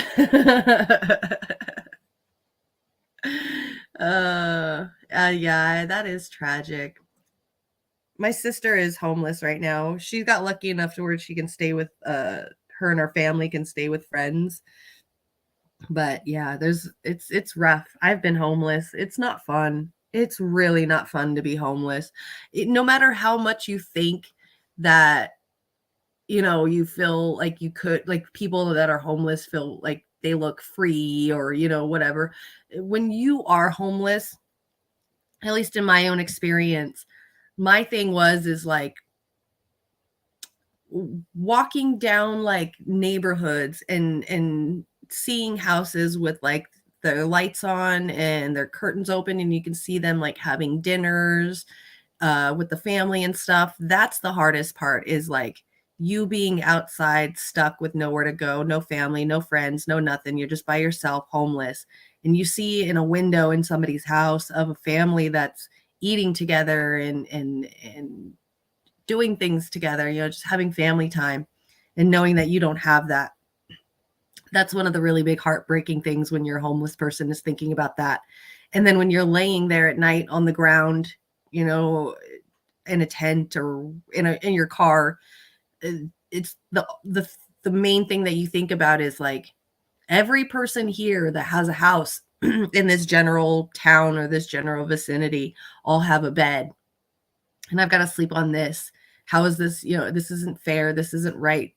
All I want in this world at that moment when I was homeless, all I wanted in that world was a bed to sleep in.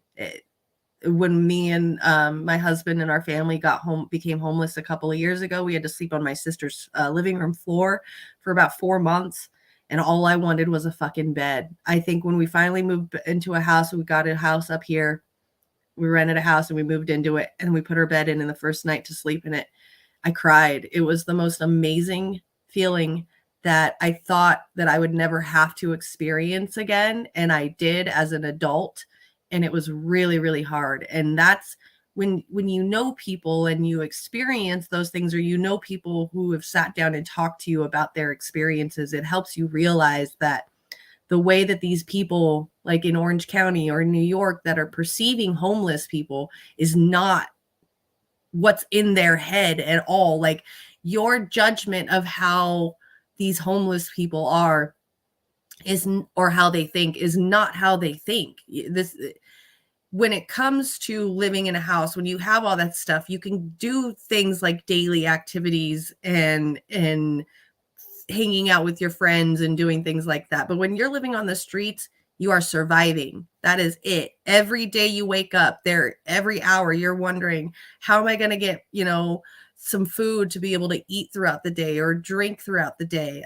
Is there a way that I can maybe go to a gas station and panhandle some money so I can get a hotel that night, so I have a bed to sleep in with a microwave and a shower? A shower is huge when you're homeless, like just being able to have a shower. But that takes a lot of work. Like for me, I had to panhandle, like I said, at gas stations just to make up, the 60 something dollars to stay at the Motel 6 right next to the freeway.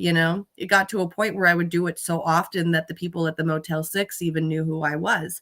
And the people at the gas station just let me panhandle because I was a 19-year-old girl trying to make it in the world, trying to fucking survive.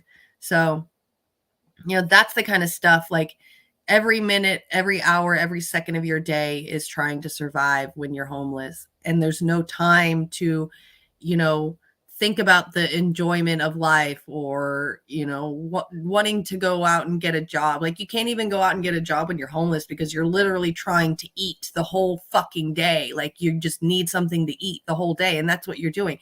So you either, go and panhandle and get some money, go sit outside of a store and beg for money, or you just go into stores and you steal food. That's just what you do. You just have to, and then that's where we were talking about this week about the homelessness and crime. And, yeah, it's connected, but that's the reason, like, at least in my own anecdotal evidence is the only reason why I would steal food from grocery stores is because I was fucking hungry and couldn't find a way to, eat at all. So I would go into a grocery store, steal one of those, like those 99-cent burritos that are like in those little single packages, I think they're like 50 cents. It's still like one or two of those. Go leave the grocery store, head over to the gas station that's right down the street and microwave it. And that's how I would have to eat. And then once that's done, that would be like, 10, 11 o'clock in the morning. I'd be able to do that. And by 4 or 5 p.m., I'm hungry again and I'm looking for food. I'm out trying to find more food. But then by that time, you're trying to find out where you're going to sleep as well.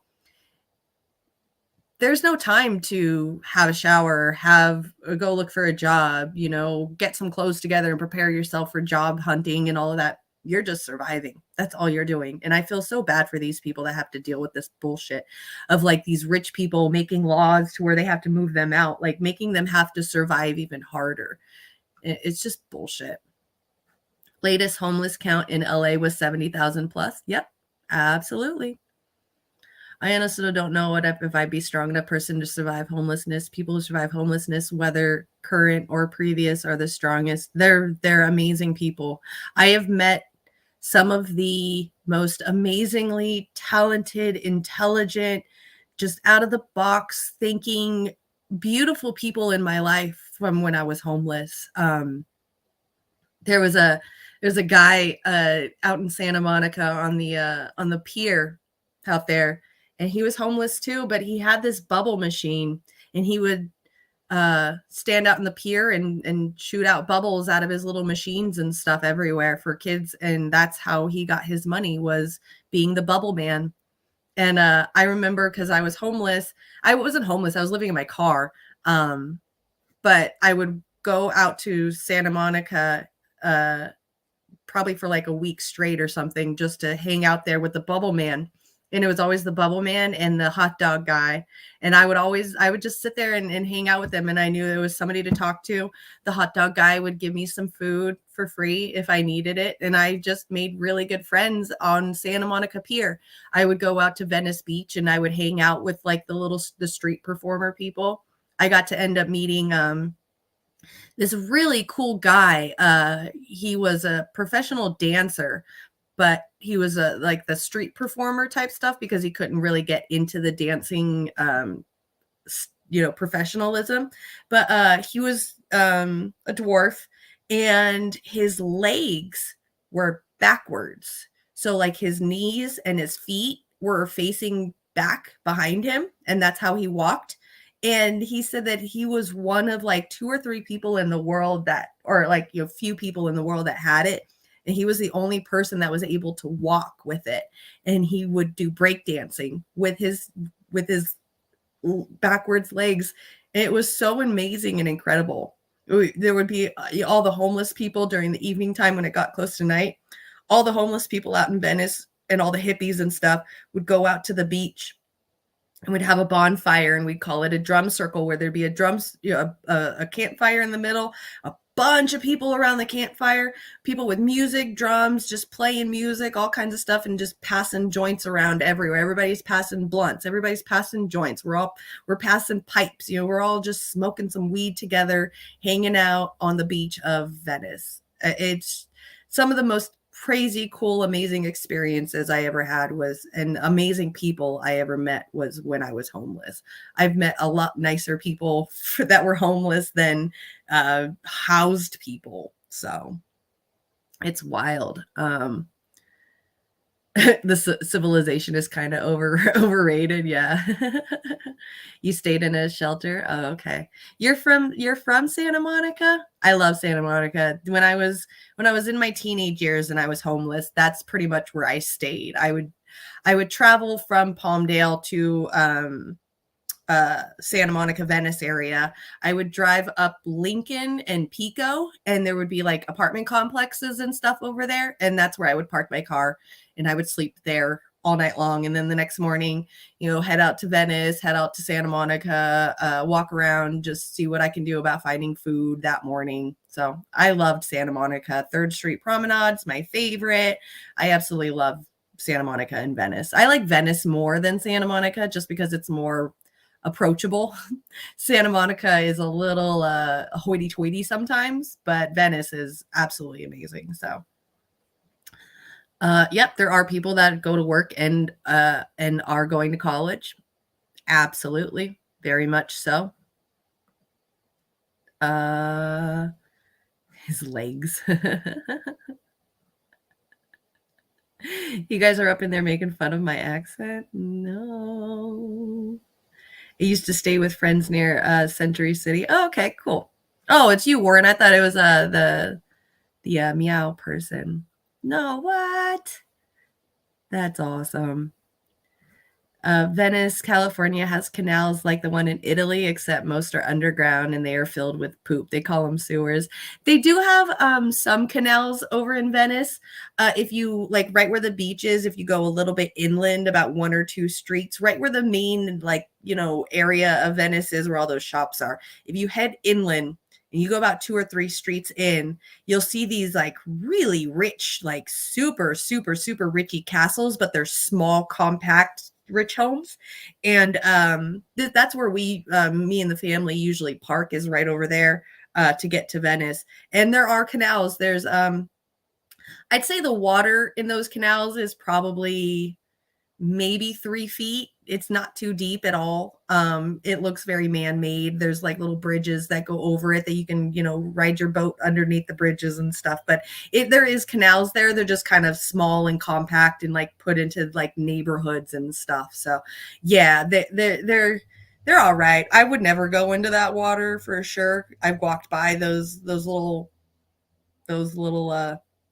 canal things, and there's so much poop in them. It's so gross. You're right. It's like full of like duck poop and shit. It's so nasty. Oh, you're from the Pico neighborhood of Santa Monica? Oh, shit. See, I'm not from any like neighborhood in Santa Monica. Wherever I lived is where I parked my car that didn't, cost money or would get me repoed. So, but I would always stay like right in that area, like Hotel California, I guess that's in Santa Monica. Yeah. So like that whole area, Lincoln, Pico, pretty much in between where the pier is, a little bit south from the pier, and then inland, like to the Santa Monica High School, like that whole general vicinity. I did have a friend that lived right there in those apartments right on the beach, but he had one of those basement ones where it's like the apartment complex, and then you had one that was underground. Like the apartment complex kind of went underground, and there was a laundry room in there, and there was an extra side door that actually had a studio, like a really small studio, and that's where he lived. And I would go if he was ever home. He was way older than me, like one of the grown-up friends that I had. He was like already in his 30s when I was like 19 or something. So whenever I felt comfortable enough going over there to ask him if I could like sleep on his couch, he was totally cool with it. I just never wanted to bug him because he had his own life, he was doing his own thing. So I would just sleep in my car, not even deal with the drama of it. So, but yeah, that was my little stomping grounds, is like right about in all that. Now I kind of just like, when I go to Santa Monica or something, or go to Venice, it's just like 3rd Street, go out to the pier, have a hot dog at the pier, and then that's it. Like I'm pretty sure my friends that were working on the pier, like the Bubble Man and the hot dog guy, they're probably long dead by now, because Bubble Man was, I think when I was like 19, he was already in his 60s. So yeah, they're probably gone, which is sad. There are canals with the gondola rides in yeah. They got some cool good gondola rides. The fake ones, obviously, in Vegas, in the little Italy areas in Vegas. They're really cool. I've never been on one. I don't see the point in having some guy on a boat take me somewhere, but maybe one day I'll want to experience it. Maybe if I ever go to actual Italy where the real ones are, then I'd probably be more interested in that. But the kind of like cheesy faux ones that they have here in America are kind of, I'm cool. Like, especially on Venice, you definitely don't want to like get rode on like a gondola ride in the canals of Venice, because you're just going to be smelling duck shit the whole time. So it's just pointless. You can, if you want. I mean, you can swim in it. Absolutely. You're more than welcome to go in there and swim in those canal waters if you want. It's just gross. It's like, it's all concrete under the water, and then it's like like all the green moss algae stuff that's like died, so it's like turned brown. And then there's so many ducks that come in there that they just shit everywhere in it. So there's just always gross stuff in the canals. I don't know. I would never touch the water myself. I would be afraid I would get like a disease just from touching it, you know? Like, oh yeah, let me go to a fucking doctor's office because I don't feel good. And the doctor's like, well, what did you do? You've got like 10 STDs. And I'm like, I just touched the water, you know? That would be my luck. So I don't touch the water. Don't touch the water. Yeah, the LA River is just a giant concrete ditch. Dude, it's because of our droughts. We don't get any fucking rain around here, man. It fucking sucks so bad. So like all those aqueducts that are supposed to be holding the water and keeping water for us are not doing their job. And the fact that up here, because downtown LA, those giant concrete ditches that you see are supposed to be water coming in from Big Bear up here. But I remember when I was running for office out here, there was a guy that came to me or that called me and asked me if I was interested in damming up. If I won, would I be interested in damming up Big Bear? Which means that all that free flow water that's coming down to all of San Bernardino and LA area would be dammed up. And people would have to start paying for that kind of stuff, and it would be harder for them to get it. And I was just like, damn, these fools are really trying to make it really, really hard for LA and San Diego and all of them to get some clean, fresh water. And I think they actually did dam it up. I didn't win or didn't continue running for office. I quit running. And I think that's what they did, because they're not getting anything. Like there are already dams up in Big Bear to like down the mountain where the water is supposed to be running anyway. I'm not sure. They probably might have put more in there, but that's the reason why those canals out in LA are so empty, is because for one, we have a horrible drought and we're not getting shit. And then they keep damming up the mountains to where it's harder for us to, or for anyone down there to get water, while fucking Nestle can like literally just jack water from like the mountain itself and resell it to everybody as Lake Arrowhead water. So, or Arrowhead bottled water, because I live right next to Lake Arrowhead, and that's where Nestle steals the water for Arrowhead bottled water. Arrowhead bottled water is water literally stolen from Lake Arrowhead right here next to me. So, you know, corporations and stuff can do whatever they fucking want with the water, but it's actual people that needing clean, fresh water. They're like, no, sorry, we're going to dam it up and make it harder for you. You're white, but Pico neighborhood is majority people of color. Yeah. And almost all of my childhood friends were Hispanic. Interesting. That's cool. It was raining today in Northern California. Yeah. We haven't gotten any rain here yet. It's definitely just been doing like a little drizzle. But see, I live up in the mountains too. So like I'm level, where I live is level with the clouds. So we never really get like the hardcore rain unless it's the higher level clouds that do it. Because there's two separate atmospheres. There's the lower clouds and then the higher up clouds. Usually when it's the lower clouds and the cities are all getting the rain, we're usually in that cloud. So everything is moist and wet and stuff, but there's no rain. It's more like a really damp, wet fog that rolls through and just kind of lightly coats everything in water and then moves on. But when we get like the higher up clouds, the higher elevation clouds, that's when we usually get the really good storms and stuff. So, I ran for office. Yes, I ran, not for city council. I ran for the board of supervisors for out here in San Bernardino County, California. I ran in 2017 for about 6 months. I ran, and then I just had to quit because, there was two main reasons. So usually I'll be like, well, this is the reason. And then at other points I'll be like, well, this is the reason. And it's the two reasons is the reason why I stopped running. One, because I ran as a Democrat thinking that I could infiltrate the Democrats and thinking that because I was running as a Democrat, I would get the help that I needed to run for office to be able to beat my incumbent, who was a Republican, and nobody else was running against her. So I was like, I'm like a shoo-in for the Democrats to help me, right? I'm absolutely a shoo-in. And nothing. I got radio silence from them a lot. The only thing that I did get from them was a couple of websites to where it would help me teach me how to run for office, like the runforsomething.com or those other ones like that, the Democratic run ones.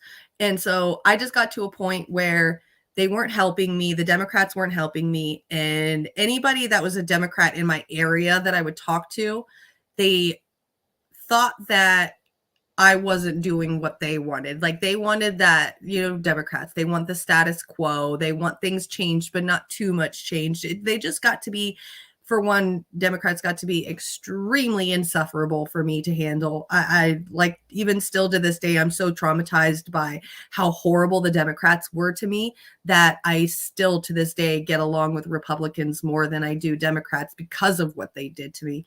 And then the second one was because I didn't have any help. I couldn't get fundraising going. I couldn't get any money raised to get my campaign even more well known. So I was putting in my own money. Well, my husband's money, because I didn't have a job.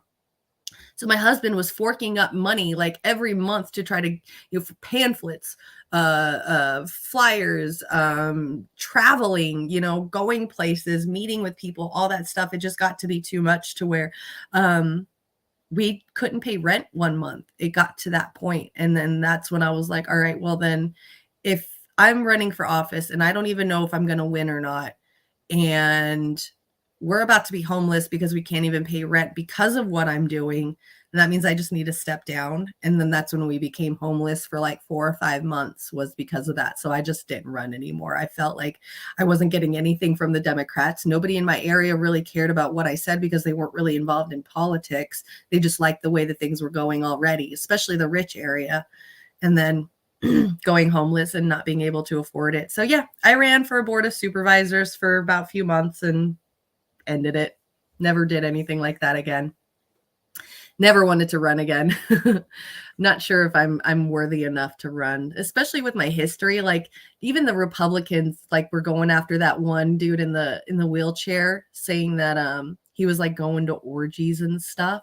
And I'm just sitting there like, yo, you fools don't even know my history. Like I am terrified of what you guys are gonna do to me when you all find out that, like I'm a retired stripper. And yeah, like that was my biggest one. Like y'all are going to find out I'm a stripper. I know there's going to be pictures of me somewhere out there online that I don't even know of yet, of me dancing on the stage or giving somebody a lap dance or something like that. I know there's a picture out there somewhere of me of giving some dude a lap dance on the stage for his birthday. I don't want any of that shit to come out. Like if it comes out, it comes out, but I don't want it to come out while I'm a politician. I want to be respected. I don't want to be impeached or whatever because of something like that. When I've seen multiple women losing their spots in office because of even smaller stuff than that, like with like Crystal Ball. And there's a picture of her at a party where she's like got like a dildo and she's like putting it to her face. They fucking got rid of her because of that. Like, if I run for office, I'm fucking screwed. So I just can't run for office. They're literally going to ruin me if I do. So I definitely can't run for office. You held office as the deputy surveyor. Nice. Hell yeah. I can't do I was watching it yesterday. I can't watch it because it's a song that's copyrighted and I can't get in trouble. I'm so scared to get in trouble.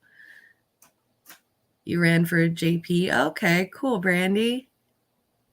Yeah, Nestle takes water from the Sacramento River as well. Absolutely does. For sure does. You guys get it taken a lot more than we do. Like you guys are dealing with way worse water problems than we are up here because you guys have like some even freshwater areas in there that have some fish that are going extinct and stuff too. So you up there, yeah, definitely are dealing with some bullshit. Professional land surveyor. Hell yeah. That's awesome.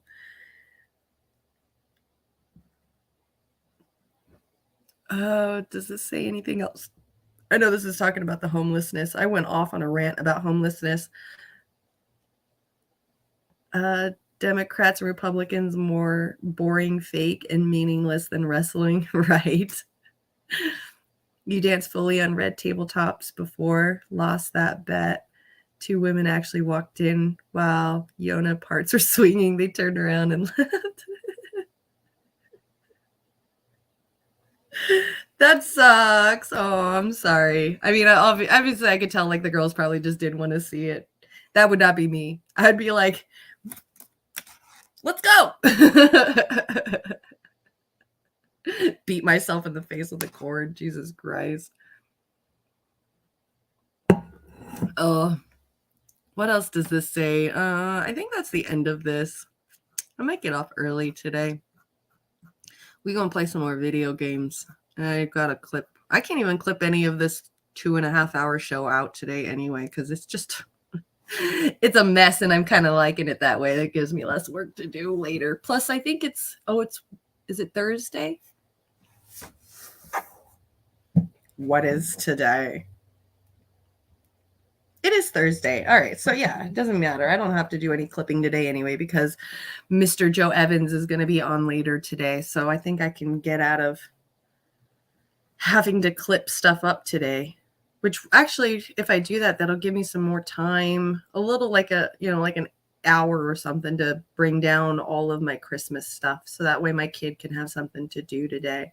Because I know she loves Christmas decorations. She's like asked, that's the reason why we started putting up a lot of Christmas decorations, is because one year she was like, Mom, I really want a Christmas tree. And I'm like, okay, I'll get you a Christmas tree. And then my husband's like, I want a Christmas tree.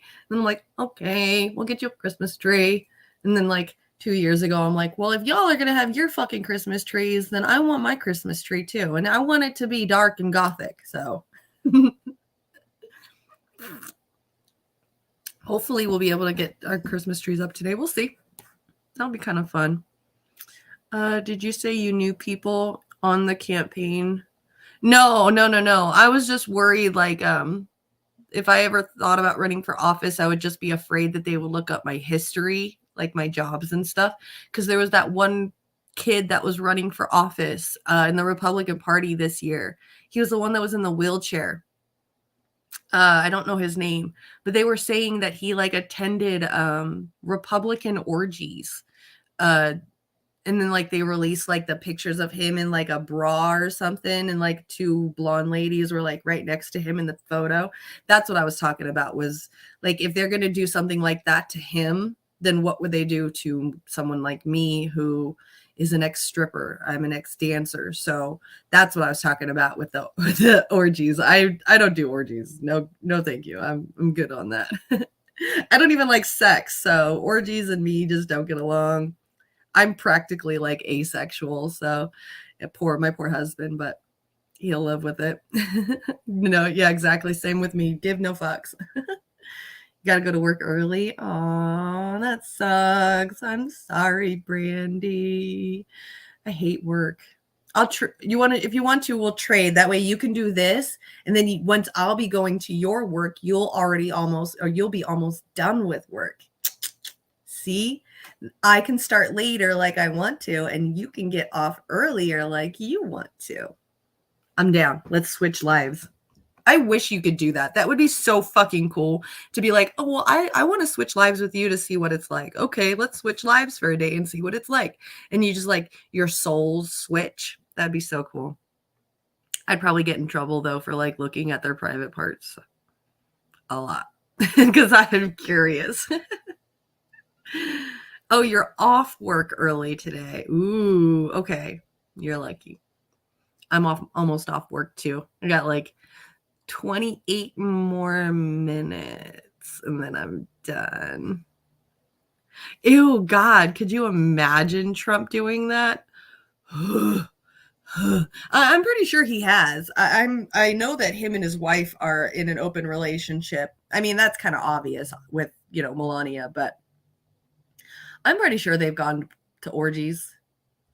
I mean, if Trump can fuck Stormy,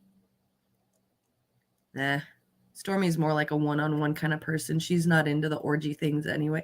Well, she does like more than one, like 1 or 2 people, I guess like a threesome type things, but those are mostly for like her videos that she shoots. So I don't know. I'm pretty sure that Trump has been to orgies. I know Melania probably has for sure. Because they have an open relationship. Like they sleep in completely separate rooms. They don't even sleep in the same room. They haven't for years. So I don't know. It's a possibility. Definitely a possibility. Not something I want to imagine though. Well, kind of do because he's fat and he's got a small penis. So it's kind of funny. And he's orange, which makes it even more funny because he's like a short, stumpy, fat Cheeto with a mini Cheeto dick. Oh, I shouldn't have done a show today. I'm going to get in trouble. YOLO, right? I'm keeping you guys on. Y'all are watching still, so it must be some form of entertainment. That would be funny though. I'm pretty sure Melania and all of them do. I am pretty damn sure of it. I mean, they might be a little bit too old now, but definitely back in the day, pretty sure there's some questionable things going on. Exactly, Shaken. He's just a giant Oompa Loompa. He really is. He really, really is. Yeah. A lot of people underestimate him, though. I mean, yeah, he's fucking stupid. He's dumb. But he is very smart, too. He's very business savvy, which is crazy. Yeah. He's wild. Except for when he loses his cool, too. Like, when he loses his shit and goes off on people. So annoying. But can't stand him. Anyway. What's going on today? I know that Joe Evans has a show today. I believe it's going to be at 6 p.m. Pacific, 9 p.m. Eastern. I think if not, it's going to be 5 p.m. Pacific, 8 p.m. Eastern is Joe Evans' show today. What else is going on today? He knows how to work a crowd. Most politicians these days can't even talk to people. He's definitely, but that's part of his narcissism though. Like he's, what is it called? What is the word? He's a very likable narcissist, very cavalier, very good with words. That's how most quote unquote businessmen are like. It's the ego that helps him do that. Definitely his ego for sure helps him be able to work people and manipulate people and get them to believe what he's saying and all of that stuff. So he's really, really good with that.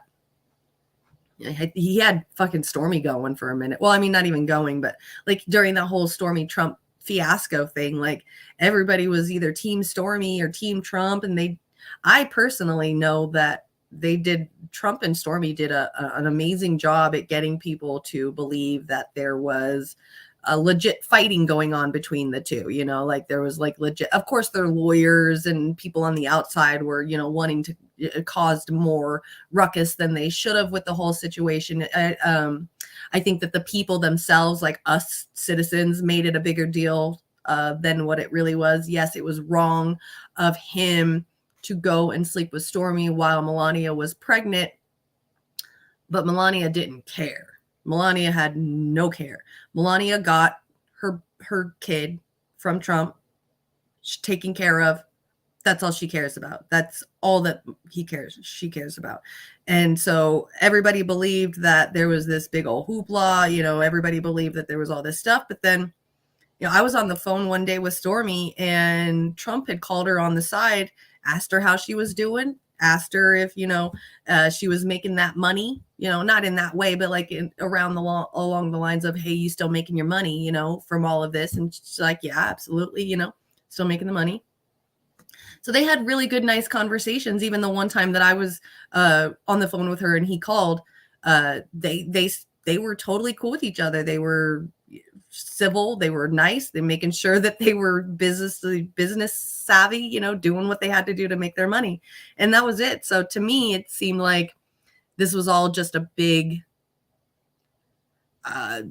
spotlight on something that shouldn't have even been doing it, because the people themselves, like us citizens ourselves, got angry over it. But to them, it was just like, you know, you get up into those tiers of rich people, that kind of stuff, into the celebrityism. It's a whole nother life. They don't care. Like, they don't really care about the drama and the backlash and whatever else comes with it. As long as they make that bank, that's all that they care about. And that's, you guys all of us helped them do that. They fucking made some bank for it, especially Stormy. So for sure. 3 words: Trump's forsaken smegma. That's what I tried. One day I'm going to ask her, Stormy, one day I'm going to get ballsy enough to just straight up ask her, like, how could you sleep with Trump? How? Like, I know there was money in it, but how? Like, you can't even lift up his belly. Like, from what she says, his size of his dick is, you couldn't even lift up his belly to even try to get it in there, because it's so like, I feel bad. But money is money, I guess. So yeah, Trump is literally a game show host. He knows how to play the rules. Yeah, exactly. Who? Trump knows Stormy?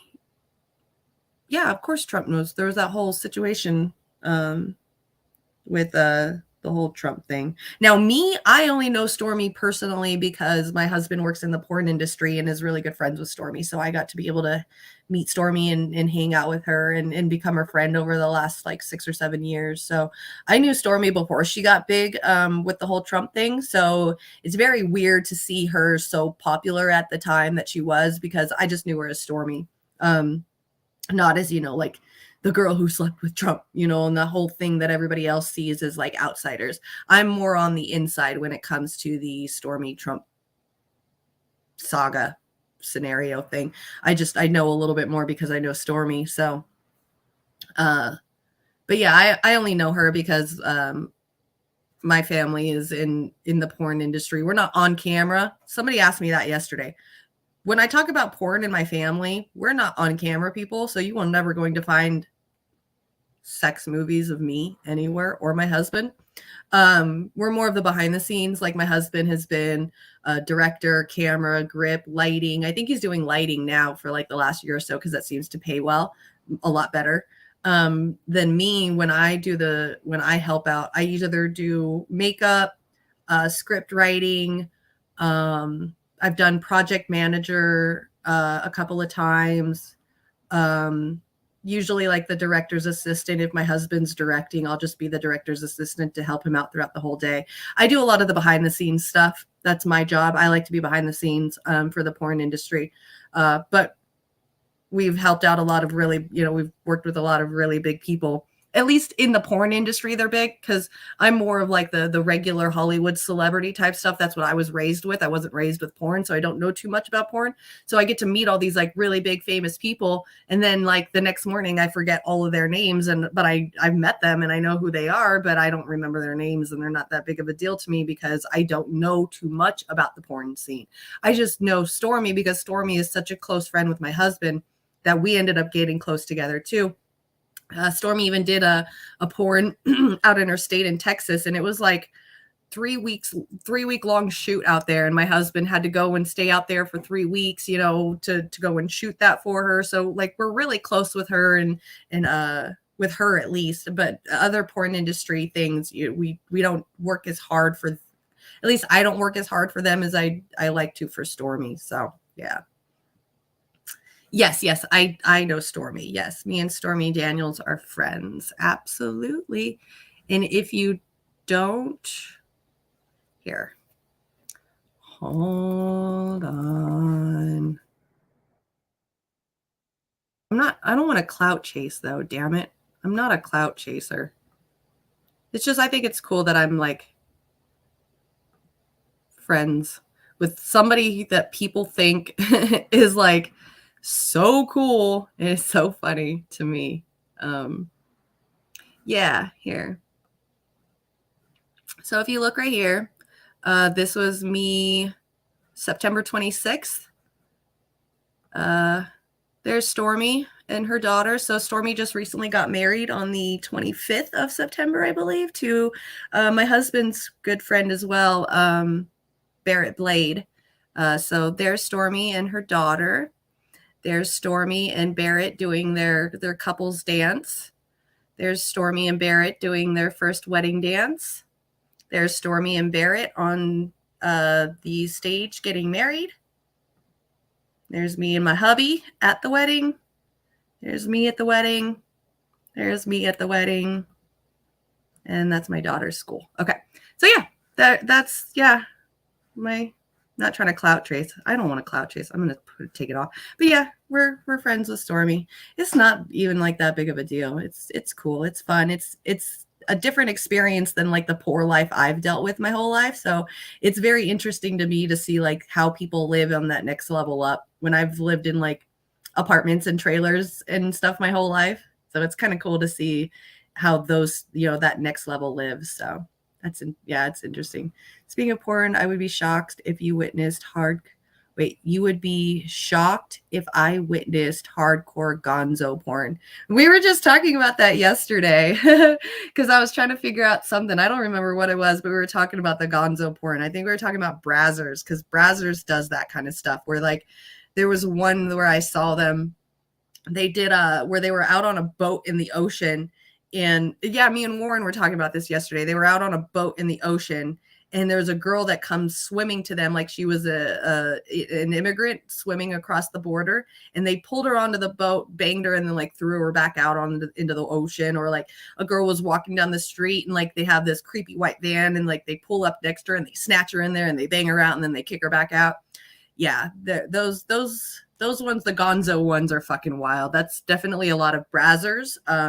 I personally haven't worked with them, but my husband has worked with them. So he definitely knows how that goes. He hates gonzo stuff because it's not professional. When my husband makes the porn movies, he like tries to win like Oscars with them. Like his lighting and the camera and everything has to be like movie worthy for him. So that's how he's respected in the business because he doesn't do like that gonzo stuff that just anybody can do with their phone.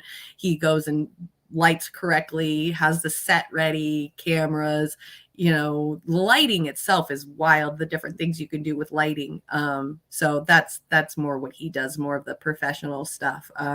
Vixen, Adam and Eve. When I first met him, he was directing for Hustler. I think the only one that he hasn't worked for is Playboy. So that's it. All the rest of them he's worked for. So what made me want to join the industry in the first place? My husband. I married into it. So I was a stripper for a really, really long time, almost 10 years. So pretty much most of my 20s, all of my 20s, I was a stripper and met him. I had dealt in relationships and stuff before to where my job caused a lot of jealousy in a lot of relationships that I had, and I couldn't stand that anymore. So I needed somebody who was on my level, somebody who was in the sex industry, who could understand that what I'm doing is a job. And because I knew that I could do that for another person that I was with, because I understood what it felt like to be judged and accused of things you didn't do because of the job that you had. So when I met him, it was just some guy that I met. I thought he was cute, blah, blah, blah. But ended up finding out he had told me at my work that night when we had met that he worked for Hustler. And so I was like, that's too good to be true. Like, I don't believe you at all. So on our first date, he took me out to the Hustler building, walked inside the building, showed me around and everything to prove to me that he actually worked for Hustler. And so that's when I found out that he's been in the porn industry for pretty much his whole life. His grandma used to be a porn company owner in England in the 70s, I believe, 60s and 70s. And I guess back then, England was really starting to crack down on porn industry out there. So they immigrated, they not escaped because there was not really anything going bad to them except for their livelihood. So they immigrated to America, where America in the 70s was starting to be more open about sex. So they moved their company over here. His grandma did, started CalStar Productions here in America, and has been doing it ever since. His grandma did it, then his dad did it, and then he did it. So he worked with his grandma for a really long time, and then decided that he wanted to go and do his own thing, where he didn't need to depend on his grandma's income and his grandma taking care of him and stuff. He wanted to go out and get his own job. So because he had that experience, he's able to work in those fields. And that's how I got into it. Was we started dating and we were getting married, and just that comfortability with somebody. Hey, can I, do you mind if I join you on this set so I can see what it was? And then, you go to the set at Hustler, and then you start meeting everybody that works at Hustler. And soon enough, somebody comes up to you and says, hey, I've got an idea for a video I want to do. Can you help write the script? Or I'm going to be shooting on these days. Do you want to come and help production manage? That kind of stuff. So that's how I got into it, was just going with my husband. A lot. So that's sweet. Thank you. It's very nice. It's nice to have a relationship where there's no judgment, no accusing, no jealousy, because you understand. And I think that's a lot of a big thing in relationships that I think that a lot of the younger generation and people really haven't figured, like, at least they don't see it. A lot of people don't see it, is that when it comes to relationship, you got to 100% trust and 100% communication. And that's all it takes, just communicate with me and just trust me, and I will do the same for you. Obviously, my own relationships are definitely different than other people's. So, I can't generalize everybody's relationship the same, but I really do respect the fact that there is no judgment, no accusations, full trust, and always communications. That's the biggest thing for sure. So. And the bukkake porn. Yeah, let's not start with that, please, Marxist. No, they don't. They absolutely do not. No, they're normal girls. It's just a job. A lot of them work through agencies, like modeling agencies. So it's not just porn that they're doing. They're out there.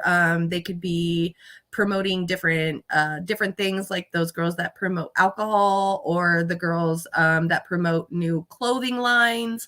They're just like any other actor or actress. They just do extra stuff, just the porn stuff too. But it's all through talent agents. They get paid really good amount of money. They go in there, they do the work, they go home. Of course, I think everybody has mental issues. I think everybody has issues in some way, shape, or form of another. So there's nothing in there that, is judgmental worthy. I think if anything that I don't like about some of those girls is their ego. They know they're pretty. They know that their shit don't stink.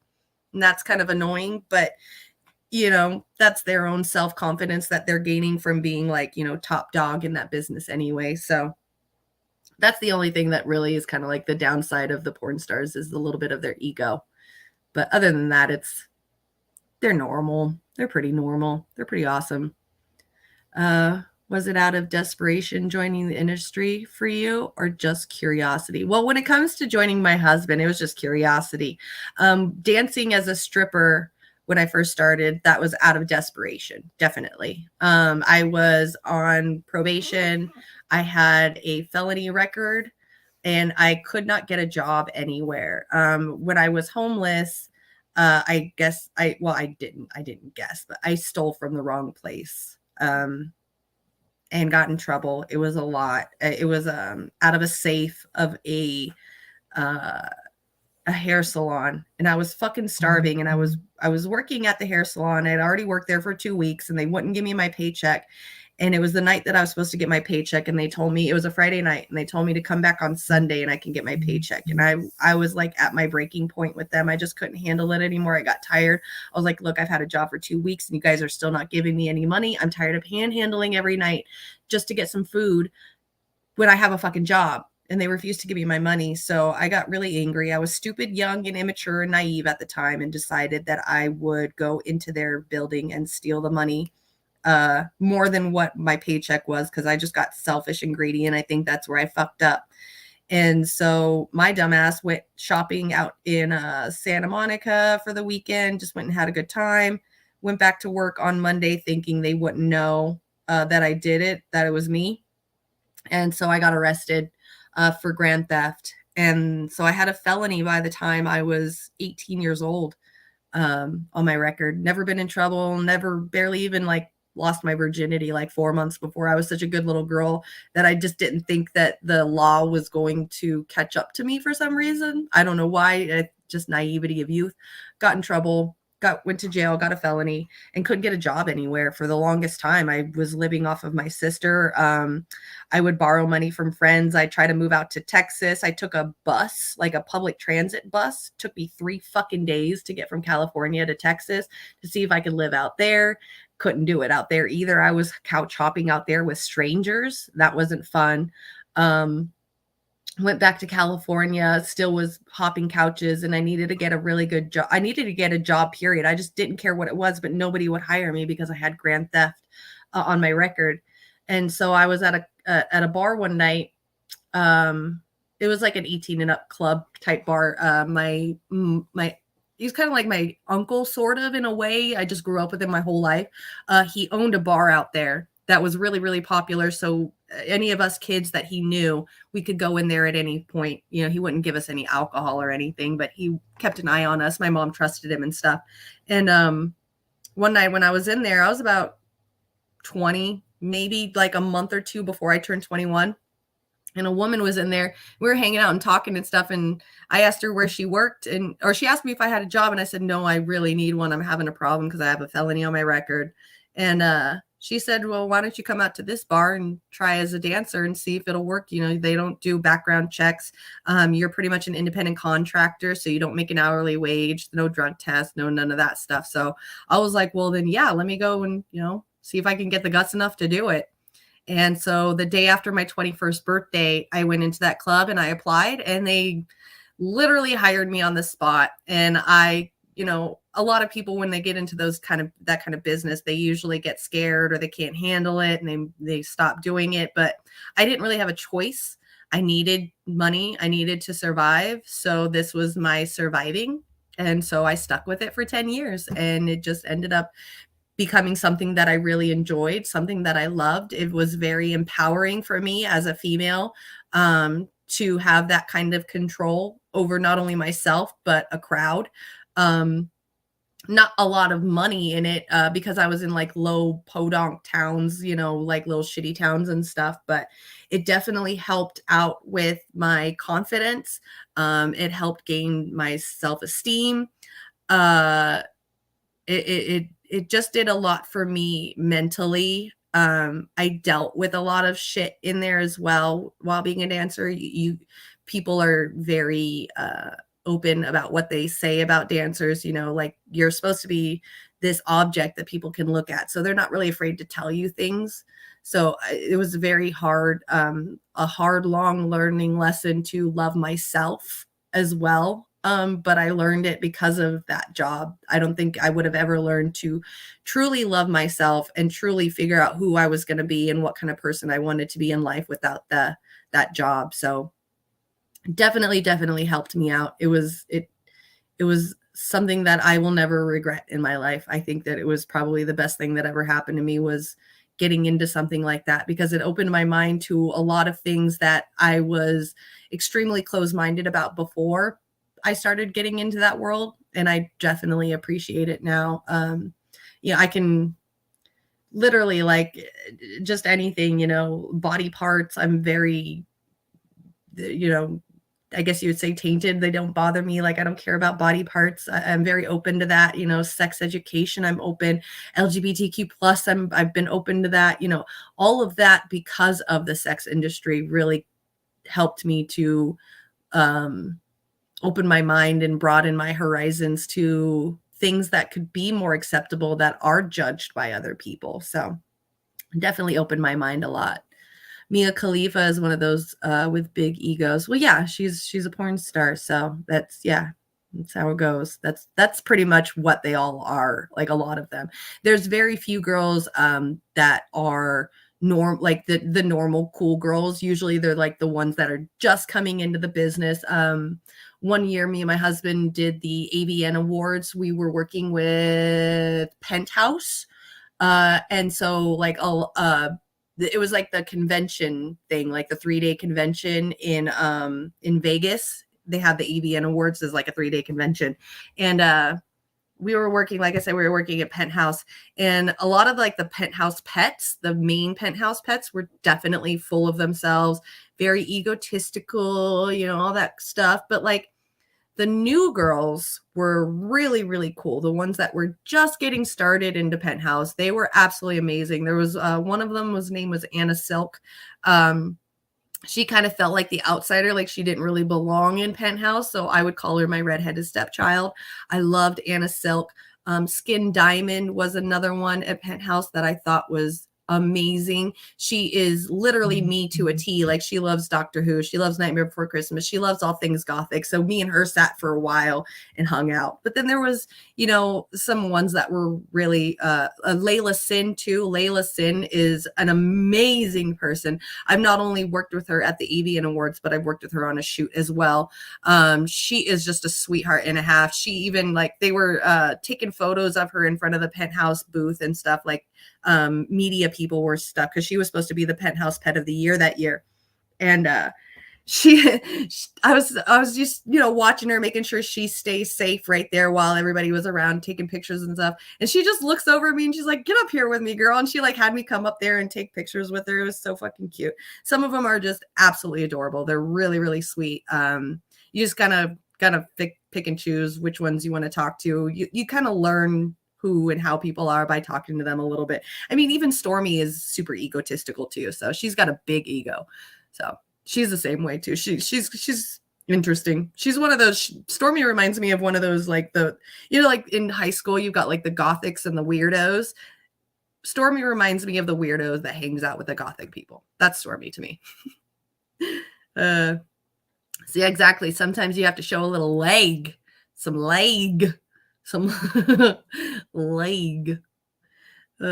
Just for Jimmy, you want to make a remix of Too Short? Yes. Or do the don't want no short dick, man. Don't want. Eeny weeny, teeny weeny. It's such a great song. Fighters we are, scroungers we are, survivors we are. Abso-fucking-lutely. Yep. People don't believe me when I tell them I'm from the streets. They're like, "Yeah, right, Jimmy." I'm like, "You don't even know, man." Too short dogs in the house. That's right. Shout out to Oaktown. That's right. Okay, I'm going to get off of here. It's 1 o'clock. I did it. I'm going to go turn on some No Man's Sky while I bring down some Christmas decorations. So that way my kid can play with some Christmas decorations. Gotta love these kids. Okay. Keep an eye out for I hope you guys enjoyed the conversation today. Not too much on the news. I know today was like a very personal day. I just wanted to take it easy today and relax and not do too much stuff. Figured I'd start to be a little bit open. There's been people in the comment sections of the clips that I make that, like, just, you know, they question me and stuff. They're like, "Who the fuck are you?" Or, "Why are you such a dumb bimbo? And you just look like some, you know, elite white person," and all this stuff. So I figured we'd either talk about things today, like personal things, or I would just go over some news. And I'm really happy that I did. So I hope you guys learned some stuff about me. I hope I didn't say too much stuff and I'm going to embarrass myself later because I'm going to be overthinking it. But I love you all. And I just wanted to kind of throw that out there into the ether that, you know, I'm not just some, I know I'm privileged because I'm a white chick, obviously, but, you know, I don't want people to not know who I am. I hate keeping my secrets. I keep secrets way too much. And I figured today would probably be, you know, a good day to talk about it. All right, I'm going to shut up because now I'm getting all anxious and shit. So I love you, Brandy. Thank you for coming. Thank you, Meow. You are amazing for stopping by and hanging out with me today. Thank you for sticking around, even though you heard all my dirty stuff. Jump on No Man's Sky. Yeah. All right. I will be there for sure. 3 more hours till you arrive. Okay. Thank you. I love you too, Warren. I know I'm gonna take it easy, or I'm gonna play some games now. Well, I'll just turn it on while I go get my Christmas stuff. And then yeah, go hit a bong to relax. Fuck, I know, right? Yeah, you're right. I'm starting to blab now. So I'm going to get off of here. Everybody, you stay high, stay empathetic. I love you all, and I will see you all tomorrow.